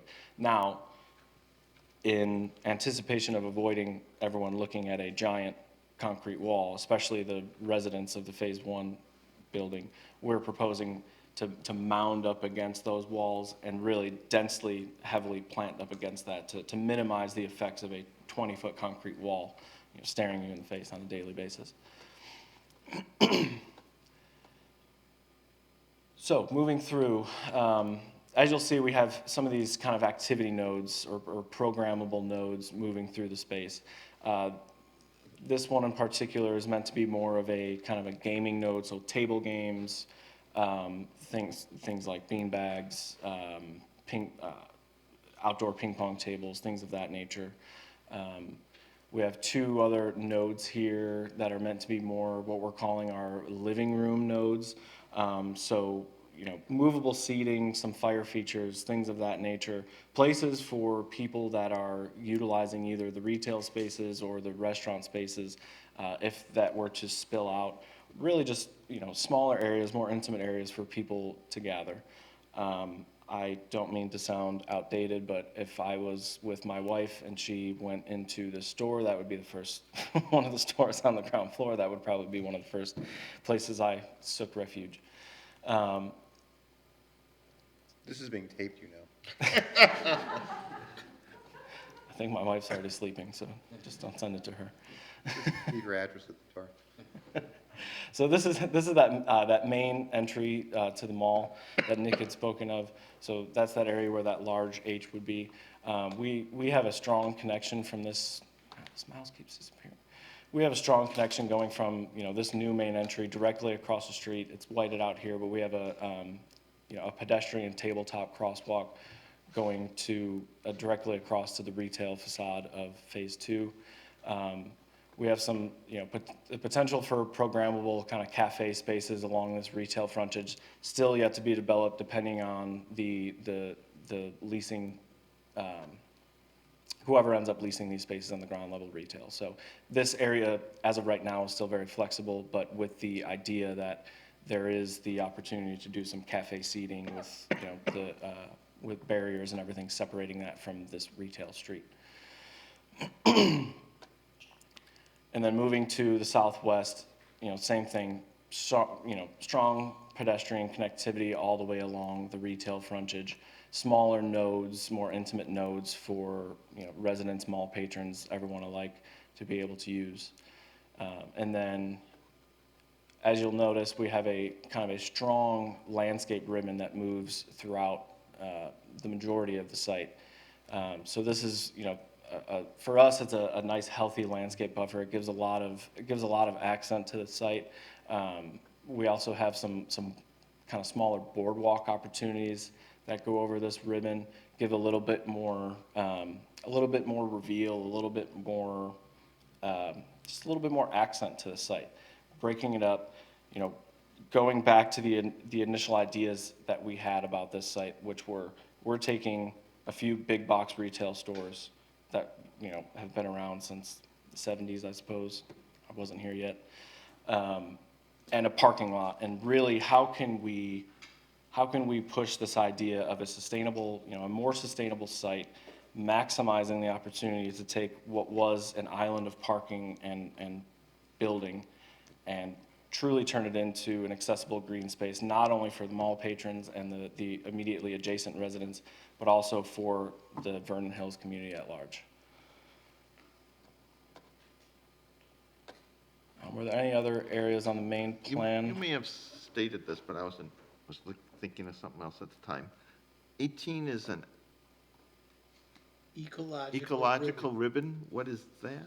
Yeah, so that's the landscape ribbon that I was just talking about. So it's essentially, well, for lack of a better term, it's a vegetated swale, but it's going to be much more densely planted and much more heavily accented with stone features and with boardwalk features crossing over it, with the capability of it taking on some amounts of stormwater runoff and slowly outfalling it into the Who maintains all this area? Centennial. Centennial does, Correct. not the residents. Sam, I'm not speaking out of turn on that, right? Will there be any water features within this? Sometimes you'll see the fountains where they shoot the water from location to location, or any type of water feature? So as of right now, the plan is not to have any permanent water feature in this area. I'm not going to speak for the reasons of maintenance and anything like that, but we wanted to keep this ecological ribbon the way it is because we like the opportunity for a more sustainable piece moving throughout the entirety of this site. Okay. And if we start to introduce permanent water features into that, what we have to do is take away a lot more vegetation, and because it'll get killed by the treated water, one, and two, it just will make a mess of everything. Is there any thought that possibly, like in the winter, you could put an ice rink in here, like they do downtown and any of the flat space? You don't have to answer that. The other question is that that grass hill is going to be a key spot that people are going to want to sled on. We've had that thought, and Okay. that's the exact reason why we want the centerpiece of that slope lawn to remain a constant slope lawn. Because we do have winter. Now, last winter, we didn't really have any snow, but it'd be nice, because obviously in the winter, you're not going to have people sitting out on the lawn if it could be used for skating or whatever, just something to think about. Okay. I think there's a lot of wonderful stuff in here. I'm just wondering if there's too much variation, are there too many different nodes and different things going on? So I have heard that comment in other iterations before, and I would say, my first reaction to that is really, I don't think our renderings and our models really give the site the sense of scale that it deserves. you know, just this area or just this little node alone, I was just doing takeoffs on this a week or two ago, is somewhere in the line of 2,000 or 2,400 square feet. So I mean, these are, they do feel like kind of tightly packed areas that might seem like there's a little bit too much going on. But I think when you put it in the context of the scale of the entire site, as well as, you know, especially in the world we're in now, post-COVID, when people are gathering in these spaces, a lot of times they do want to find that area where they're like, hey, there's 100 people over there and there's 5 over there. Let's maybe go to that area where there's only 5, or let's go to an area that we can have to ourselves. One of the other main drivers of this was that we wanted there to be, for lack of a better term, we wanted there to be something different at every turn, even though there's not a whole lot of turns. But there is a lot of variety packed into the site is not the right phrase, because that kind of goes against what I was saying. But we wanted there to be a lot of variety in the site, and we feel that, you know, this does it justice, and there's plenty of opportunity for people. You know, a lot of these areas are also pretty flexible, so there's a lot of opportunities for people just to kind of do whatever they want in these areas. Yeah, I think the key to success is going to be how it's maintained over time. I love it. Thank you. I absolutely love it. I love the orthogonal geometry of it all.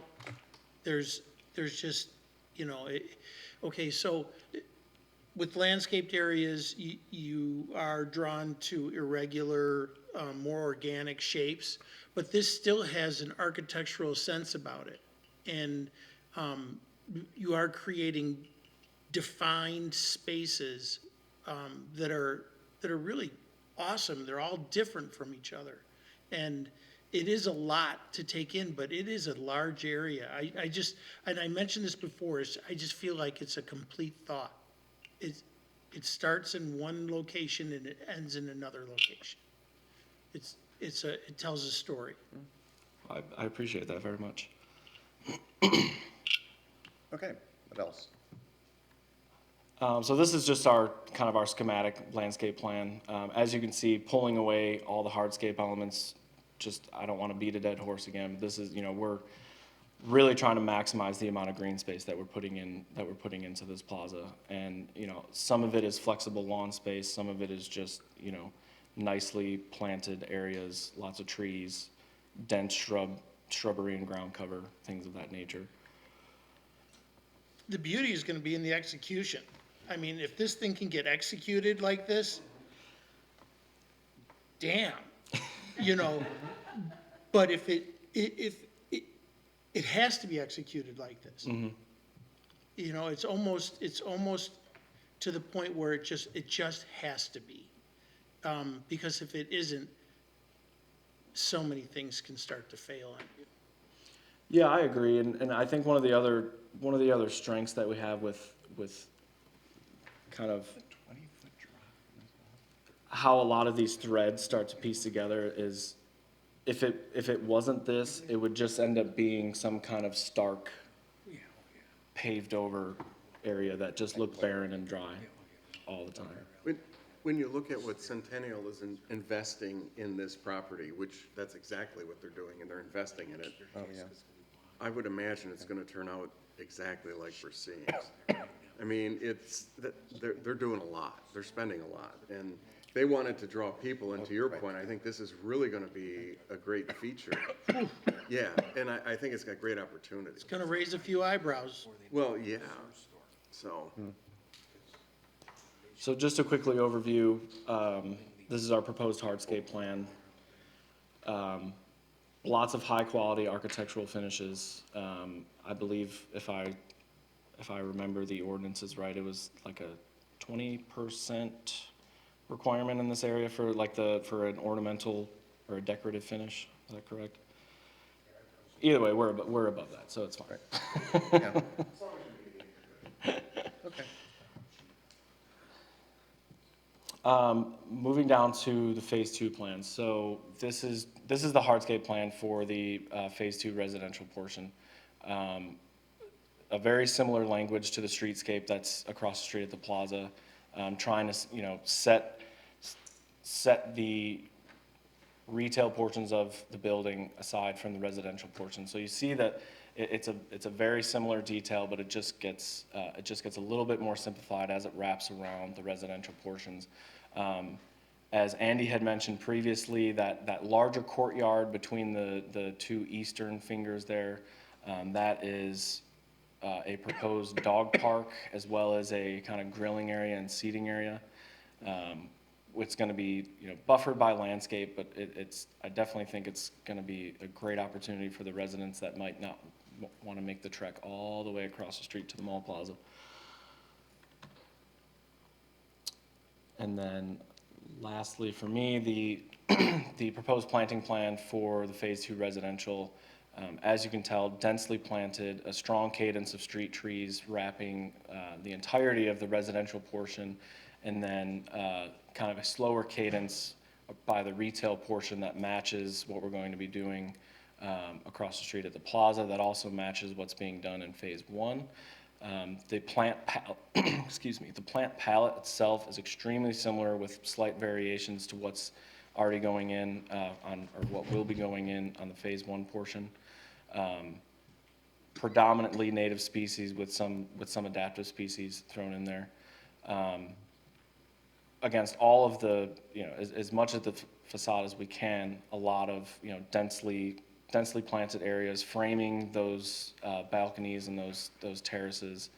I know we had mentioned these deep courtyards between the fingers previously. So these aren't meant to be occupiable courtyards. They're primarily just viewing courtyards, so viewing both from the street and from the interior of the building.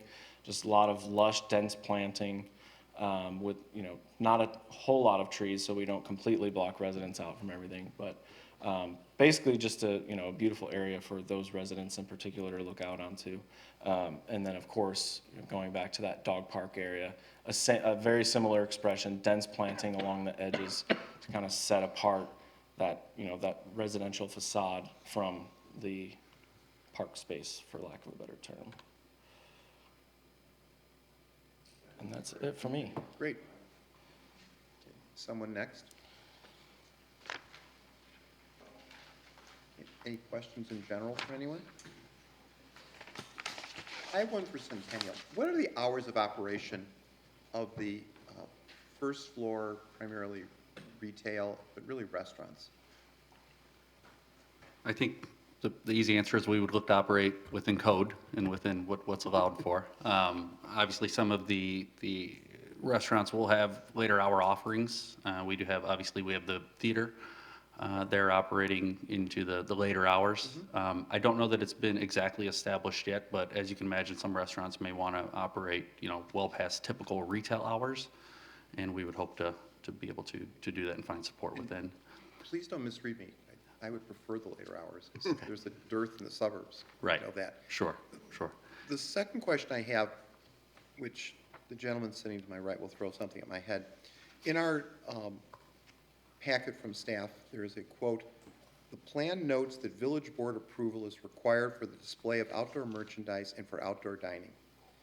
My question is, with the focus on the outdoor element here, the focus on seeking to have restaurants with outdoor dining opportunities, and I'm going to say this generically and you'll say sure, why can't we address that more as part of the special use permit rather than having them have to come back and forth?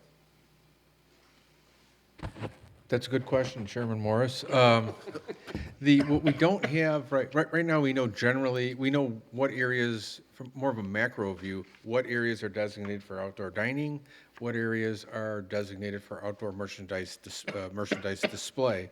What we don't have are the details, how many tables, where are the seats, is alcohol served with this restaurant, and will it be served in the outdoor dining area, in which case the board will look for decorative fencing around those areas.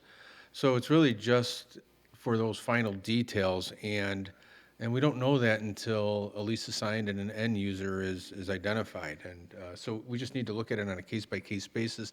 The ordinance is set up to make it an easy process. They can go straight to the board. Right. One night, walk out knowing if they've got their approval or not.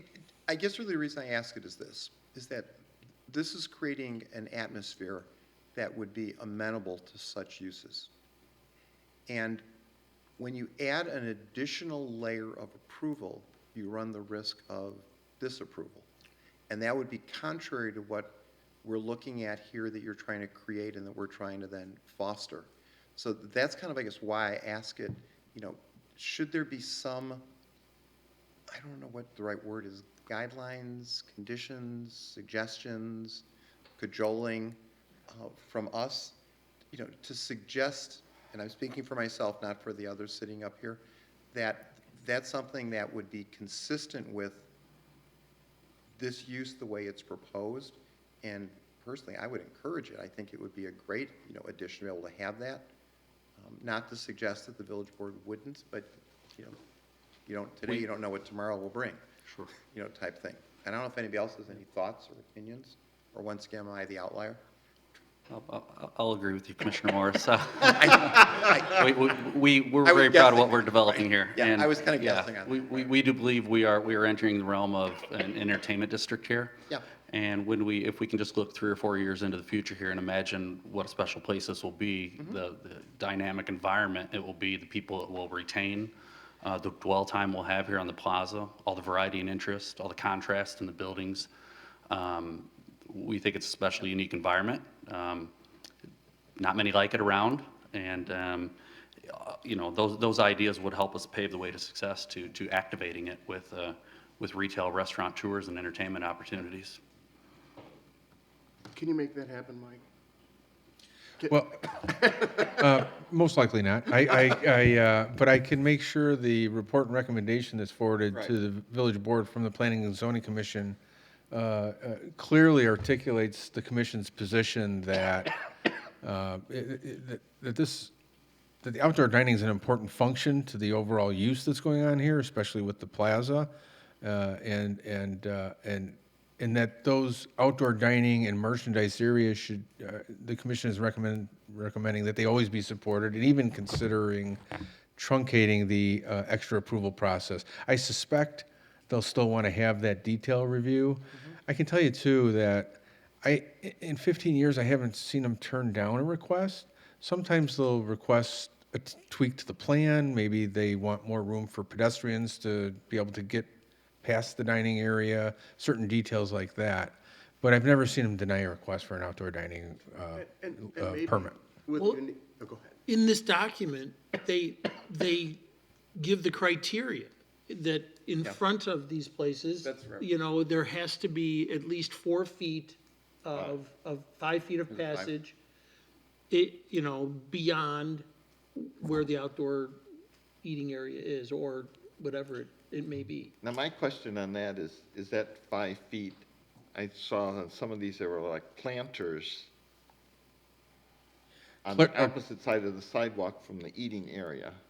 How Does is, 5 feet include the planter area? the 5 feet is meant to be a clear width, so there's enough room to walk by or walk And to you the store. understand that? We understand. We're actually supportive of it. There's a convenience factor to customers being able to traverse freely about the property without being impeded by Walkability, FF&E yeah. materials and It whatnot. seems to me that there's 2 types of outdoor dining here.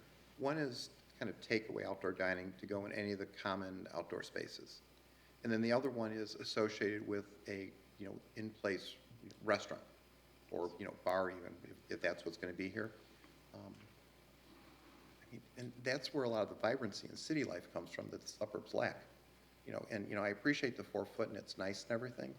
I mean, even that I could see as being flexible, but Well, the nice thing here is they're building it with this in mind versus where you've got the different area, the different strip malls we have where it's like, let's put a restaurant, can we have outdoor dining? Right. They're Opposed to building a this retro. so that they can, so hopefully there can be some, to Hal's point, some general things that, okay, if they have this, they automatically will get approved. It's only when there's exceptions, or it'll be easier. So that when they're looking at it, they know the guidelines.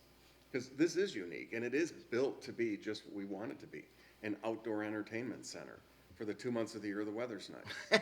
Oh, come on, it's like 5 or 6 months. I know.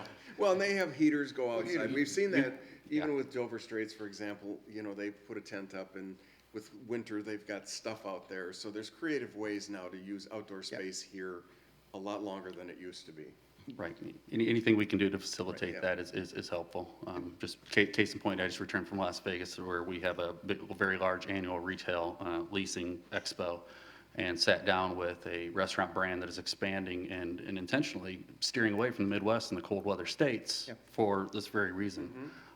So anything we can do to ease the regulatory process and welcome them and pre-plan in advance helps us. And I would think the industry's gonna come up with some very creative ways to deal with outdoor dining in cooler climates. Now, granted, in January and February, that may not be the case, but, you know, the rest of the year is, you could probably do some. Sure. And the reason I asked about the hours of operation is, one, I think it's important that we have greater flexibility and greater availability. But I, once again, would not want to see that being severely restricted because of the residential. And it, you know, to use a phrase that my good friend Hal Frank you would recognize, you're kind of coming to the nuisance if you decide to move in here. You know there's a restaurant below you. You know, you can't say, oh, I was surprised. You know, it's open at 10 o'clock at night. You know, so I would think a lot of the tenants you're gonna attract are gonna be people that want that. Yeah. That want the access to everything that's around there. They want the vibrant activity. Right. It's not where they want, at 9 o'clock, everything gets dark and they don't hear a thing. right. Yeah, I can tell you, the ordinance doesn't restrict hours of operation for restaurants or any store for that matter, except for if you hold a liquor license. And unfortunately, I can't remember the hours off the top of my head, but there's, you have to close at a certain, you have to stop serving liquor at a certain time on Sunday through Thursday. And then that time is a little bit later, of course, on Friday night and Saturday night. So it's only in connection with a liquor license. Those are the only hours, business hours that are regulated in our ordinance. Okay, are they, I mean, decent, like midnight, or are they like 9? Yeah, and please don't. No, that's fine. I'm going to try to remember, but I believe it's midnight, Okay. Sunday through Thursday, and then 1 on Friday and Saturday. It's either 1 or 2, I can't quite remember. Yeah, thanks. You want to add something? No, I think We're helping now. No, So, I mean, that's why I stopped saying anything. We are very excited as well, and thank you for the opportunity to present this to you. I think both Focus Atlantic and Centennial are a lot more excited about this than the previously approved version, and really see this being something, and hope to see it come to fruition very soon. Okay, before you leave, there's a number of variations. Some of the variations deal with minimum dwelling unit size, and they all are, some are substantially less than the current required by the code. I'm assuming that's consistent with what you're finding, these sizes, as being the more optimal than a 1,200 square foot one-bedroom? That's Yeah. correct, and when compared to Phase 1, they are either approximately the same as what we got at Phase 1, or maybe slightly larger. Are there studios in this also? There are, Okay, are those, whatever the code is, I don't even know what it is for studios. I'm sorry. Is there a variance needed there or no? The code doesn't establish minimum sizes for studios, so a variation would not be required. Okay, got it. Do we need to review that at some point? I recall this came up with the Atworth. Yeah. That it's just not common anymore to have a one-bedroom that's that big. Yeah, the answer is yes, and also especially our parking. We just needed to wait to, well, frankly, once we got beyond COVID, we could actually get funds in our budget to have a consultant look at our entire zoning code. Okay, perfect, thank you. Parking variance has two elements. One is the number of spaces per dwelling unit. It's at 1.50, which I believe is similar to what it is in Phase 1. It's the Is that same. right? It's the same? And is that consistent with what across the street at Atwood? The Atworth was 1.7, but when we did a parking study, only 1.1 was used. Okay. And then there's a parking space size from 9 by 20 to 9 by 18. That's the same as the Atworth. For what it's worth, everyone knows this. I do not like the smaller spaces because we have bigger cars. And right now, if you have a full-size pickup, it won't fit in an 18-foot space, but I suppose the answer is good luck. There also are variations with respect to the building coverage, side yard, and building height. The most significant one is the ratio of building coverage goes from 25% under the ordinance to 56%. The side yard, which I'm not really sure even what the side yard is here, Goes from 35 to 25 or 33. And the building height, because it's 4 stories, is 60 feet, but no one really commented on that, as well as the building heights of being 46 feet. There's a variety of sign code issues. One specifically has to be changed in the staff report, which now I can't find. Doo-doo-doo-doo. Where did I put it? Here it is. Under the Exhibit A zoning and sign code variations, there's a section 19-3C6A, which is third from the bottom, is being replaced by a new one that says, quote, allowing wall signs for Dave & Buster's located on the south and east elevations to be 483 square feet rather than the maximum permitted size of 150 square feet, and allowing 2 wall signs on the south and east elevations rather than 1 as permitted. And I'm assuming that's what we were shown when we looked at the pictures a little while ago. So you have to delete the one on, it's page 12, and it will be, if you will, changed in lieu of this new one. Also, Kimley Horn has submitted section 18.3 special use application specific comments to the criteria, which are made part of the record. This is also a public hearing, so you can stay there, but we will ask if anyone in the public wants to comment with respect to this proposal. Okay, at this late hour, seeing no one rushing to the podium, we can close the public hearing portion. Before we go to our motions, which, as you may recall, are motions to recommend approval, does anyone in the commission have any other questions or comments? The only comment I would make is, you know, there are variations for height and everything, but as we drove up to Hawthorne Mall 3 years ago and we saw the Sears store, none of this, I feel, is inappropriate. It's a dramatic improvement from what we saw when we drove up. I'm so happy that building is gone. Likewise. Anybody else? Could you, the chairman went over some of the variations you're requesting. Could you explain the side yard variations?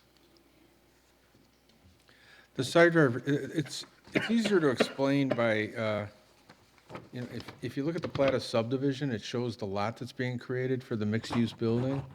And when you position that building on the lot, it creates the rear yard, which is the north property line, the 2 side yards, which are the east and west. The front yard, really, we don't necessarily have a variation requirement because we have a setback from a dedicated right-of-way, and it's not applicable here. So north is rear, east and west are the sides, and they need a variation from those requirements. And because it's the mall and there's nothing really around it other than the mall, the Yeah, relevance of that is not. You know, and I should make, you know, these lots are created really for ownership purposes. If it was under single ownership, we'd have one lot of record, we wouldn't need any variations, yeah. That's kind of where I was going. Okay. And did you say that the Atwood had 9 by 18 as well? That's correct. Yep. And there's several places that indicates approval of temporary signage for A-frame signs and sandwich board signs. What is considered temporary? Yes, 60 days, and it's consistent with what was approved as part of Hawthorne Row. So we would carry that same temporary sign approval to the Phase 2. So if some restaurants got out their, part of their menu on a board, they can only have it out there 60 days? Yeah, well, yeah. Or because they wrote something different, it's a Yeah, different sign? yeah, exactly. Or you might have a banner because you have a sale if you're a retail restaurant, or the A-frame sign for a restaurant might be the special for that weekend or something along those lines, yeah. And those also have to meet the 5-foot. Yeah, they could not encroach the required 5-foot pedestrian way, correct. Anybody else? And to allow more than one wall sign per tenant facade. The sign code permits, for wall signs, the sign code permits 1 wall sign per tenant. And if you were to go through the details of the sign criteria plan, they allow different types of signs at specific locations on the facade. It'll show where a blade sign can go, where an awning sign can go, and where a wall sign can go, and so on and so forth. So in some instances, a tenant's facade may have more than one sign and still comply with the sign criteria plan. But it's not two of the same type of signs. No, yeah, it's not two identical signs. It could be a blade sign and then, which is by definition a wall sign. And then it could be a typical individual letter sign, and it could be signage on an awning. That's three signs. This variation would allow that. And it also allows the residential development signs. Where would those be? Those are located at the main entrances to the leasing offices. And they were, I don't know if you remember the darker, towered one, there'd be one there. And let's see, that would be on the east elevation. And then there'd be similar signage. On the building? On the building itself, that's correct.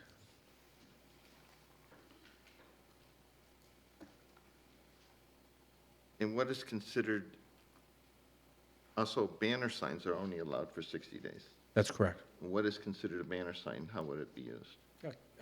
What is it? How would, in this development? It's usually, it's a vinyl, flexible type of material. It's usually for grand openings or something like that. Coming soon, grand opening on a certain Attached to date, the building or sitting on the ground? attached to the building. Just a little question on that.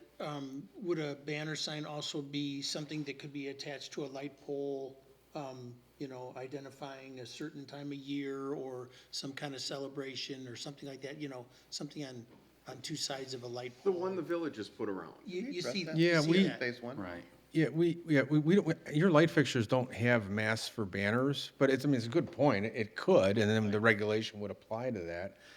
It's a nice way to celebrate the season, Yeah. and we do that in some outdoor environments. Yeah, Yeah. So it would grant an allowance there if you decide to add those, the outposts that could hold the banners. Absolutely. Now, these temporary signs, I know that's for 60 days, 60 consecutive days, and they can go down for 3 days and have the same sign up again. Theoretically, yes, yeah.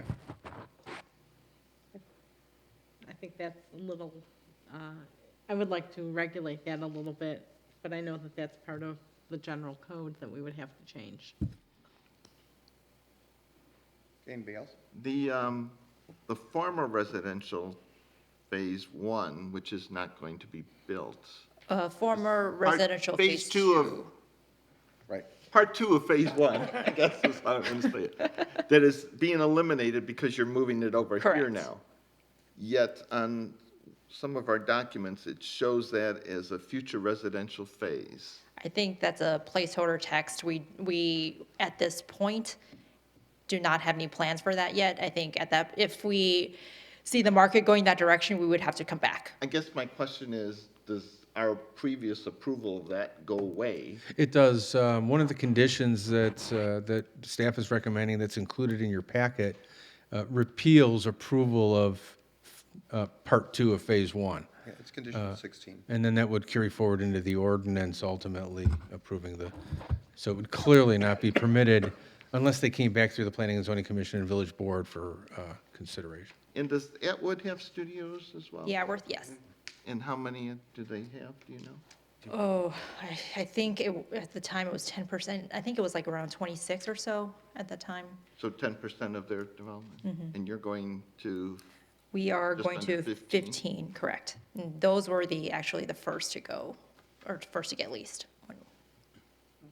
and what, do you have rates yet for your, We do not. would this be, no, you're saying there's different companies doing phase one versus phase two? No, we Focus, Atlantic, Centennial USA are building and developing both of them, but then they will be leased separately By the same company? by the or- same company. Oh. Yeah.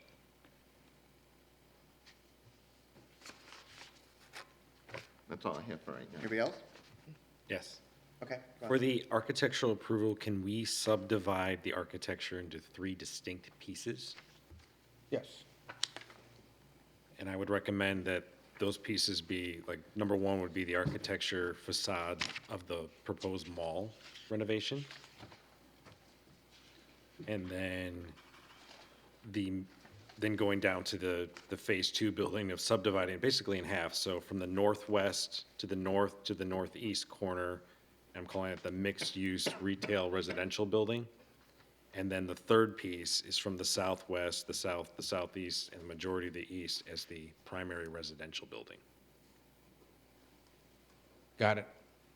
Okay. Glad you did. Okay, anybody else? All right. Public notices were sent out. I note that we've received no comments at the time of our staff packet. I assume nothing else has come in the interim? No, sir. Okay. So at that point, we are at the stage of motions. The first motion would be on this commission. We have a standing motion to recommend approval, subject to the vote of the commission. So we would recommend approval to amend ordinance 2013-14 as amended, authorizing revisions to a special use permit, granting a planned unit development to allow for a mixed-use residential development, subject to the conditions of approval referenced in our staff packet, which are conditions of approval 1 through 17. In addition, we'll have a general 18, which would make it subject to the comments at this particular hearing regarding the residential facades and the east side awnings, just in a general sense for it. So we need a second for that. Second. Okay, any discussion? If not, we need a roll call. Commissioners Hesner, Yes. Heidner, Yes. Mulcrone, Yes. Gorig, Yes. Cotton, Yes. Chairman Morris. Yes. Okay, next we have a motion to recommend approval to amend ordinance 2013-14 as amended, granting certain variations relating to the zoning ordinance and sign code listed in Exhibit A attached to the report and subject to the conditions of approval referenced herein, including the addition of approval of condition 18. We need a second for that. Second. Any discussion? Okay, we need a roll call. Commissioners Heidner, No. Mulcrone, Yes. Gorig, Yes. Cotton, Yes. Hesner, Yes. Chairman Morris. Yes. Okay, next we have a motion to recommend approval to amend ordinance 2013-13?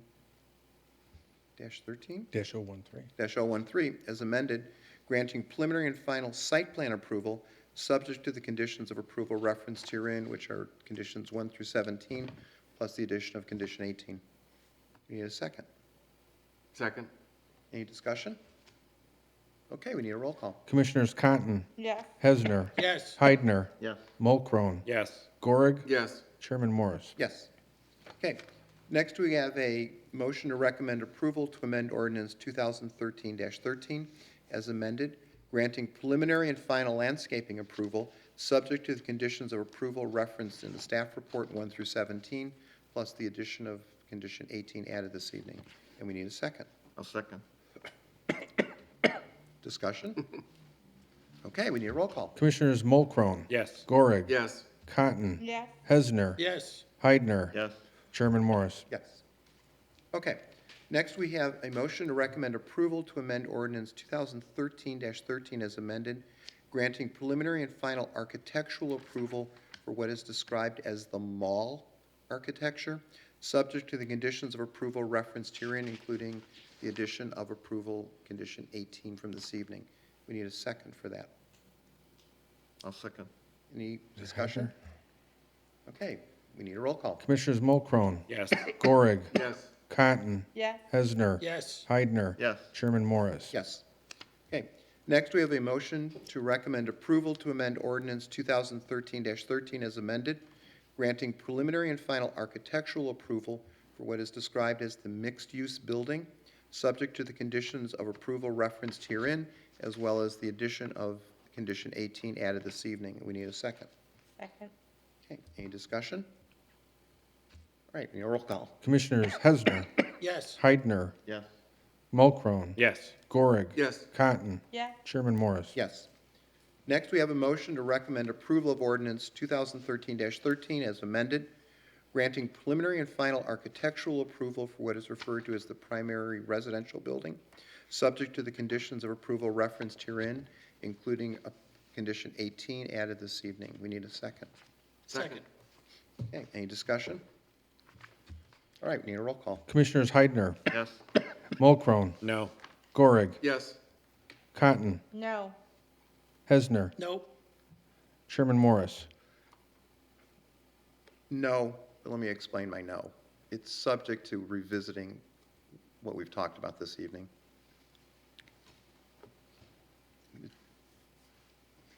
And we should point out, this is a recommendation of the village board. Right, yeah.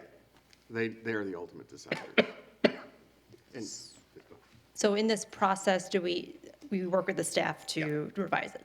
Yes. Yeah, I'd recommend working with staff to respond to the concerns that were raised at the Planning and Zoning Commission tonight.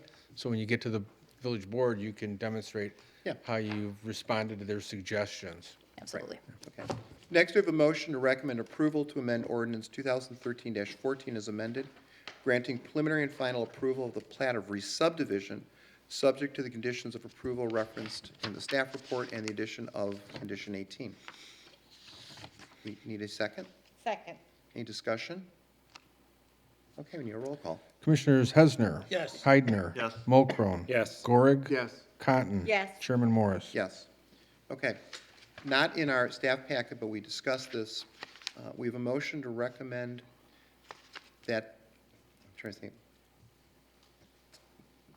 It would be a motion for an advisory statement by the Planning and Zoning Commission to encourage approval of outdoor dining and service of alcohol as being consistent with the objectives of the Phase 1 and Phase 2 development project to encourage a vibrant community for both shopping and entertainment. That sounds like a lawyer wrote that. I will gladly. Is that a second motion? Is that a motion? We got a second right We here. need a second. All right, then we need it. Any You want to discussion? read it again? Really? You want to hear it again? Okay. I don't. Oh, I want you to read it again. Jim wants to hear it again, but it'll be in the minutes, right? Yes. Okay. Okay, word for word. Okay, so we need a roll call? I'm sorry, who was our second again? I was. Cotton? Okay. Commissioners Hesner. Yes. Heidner. No. Mulcrone. Yes. Gorig. Yes. Cotton. Yes. Chairman Morris. Yes. So the advisory statement will be included along with the motion and roll call in the recommendation to the village board, correct? Thank you. Anything else we can do for you this evening? No, that's We it. appreciate it. We very much appreciate the partnership from the commission here and especially the staff who have, set us on the right track and led us here to what we believe is a successful project, so. It's great after being on this for 22, 23 years to see an owner actually really working to develop that mall. Thank Right. you. It's not just Centennial. I No, think it- the partnership we found with Focus and Atlantic Right. No, to it's join us just- on this. We're is- really lucky to have this. Thank you. So when will we see this done? Next, January? We're off to the races as soon as we get through the process. Right. 2024? We're hoping to start early 2023 on the residential building. Okay, get building. How about completion of what has started already? Is that what you mean? I'm sorry? When you say 2023, you mean what started already? Phase 1. No, we'll start construction in 2023 of Phase 2. Right. So what does phase 1 look like as far as? It'll be, the first phase will have delivered and residents would have moved in by 2023. So the end of this year? But when will the green space be ready? Where'd that guy go? When all the construction starts? And end of the week? Next summer? That'll coincide with the completion of Phase 2, the Phase 2 mixed-use development, yeah. Well, we can hope, can't we? Or sooner if we can roll up our sleeves and get to it. Okay. Well, Yeah. again, thank you for your assistance here and stewardship of the mall for the community's benefit, and best of luck. Monumental effort. Yep. Really has been. Thank you. Thank you.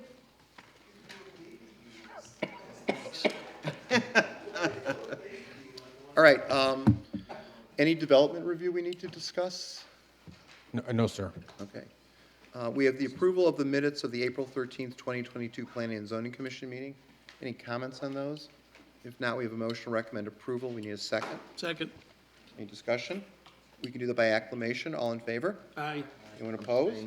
Okay, Jim abstains, and, okay. But it still passes. Our next meeting is Is next Wednesday? Yeah, next Wednesday. It's, just to let you know, it's, Portillo's wants to put in a third drive-through lane, hopefully solving the problem of queuing onto the Target parking lot. And, they'll need a setback variation. And really, the variation has to be accomplished through amending the special use permit, allowing a third drive-through lane, site plan changes, landscape changes, and then they variate. I went through there last week wondering where they're gonna put the third lane. They're gonna have to take out all the trees. Right. Yeah, they're gonna take, and what's interesting is Move the building. they're gonna plant new landscaping, but at the same time, we're doing a roadway expansion project through that area. Oh, So it's, we're taking out most of that landscaping once we get our land dedication. But there's, the good news is, well, there's a lot of landscaping going back in. Hope, I'm just happy that they have the business that they need to do this. Yeah, Yeah. yeah. They're really, they're really successful. They're a great business Now, I partner. went by there on either Friday or Saturday night, and they were only using one lane of the two they have. Yeah, yeah. And they were backed up in I the, think they have staff. oh, yeah, it could be, Yeah. that Yeah. could be. I think that's part of the problem. Yeah, and there's just, I mean, it is what it is. That's it. And Dick Portillo still owns the lot. Oh, he does? He uses the Ray Kroc model. He sold the business, but he's still leasing the land under all the restaurants. Smart. Yeah, smarter than me, so. I'm the kiss of death, so that's. So we did everything we can with it. We hope you're satisfied with it because the village is part of the problem by asking for the land dedication. So we're squeezing it on both sides. So- We'll let you guys be the judge, Well, this is something that's been in the works for the last 5 years. And Dave Brown would do a much better job explaining it. We've got matching federal grants to help pay for, I think, 60% of it. And when you're going northbound on Lakeview Parkway there, it's going to put in a dedicated right-hand turn lane. And it's going to add an additional lane as you go north of Town Line, because you know how you get stuck trying to get left on Hawthorne, and Right. it's going to take care of all that problem.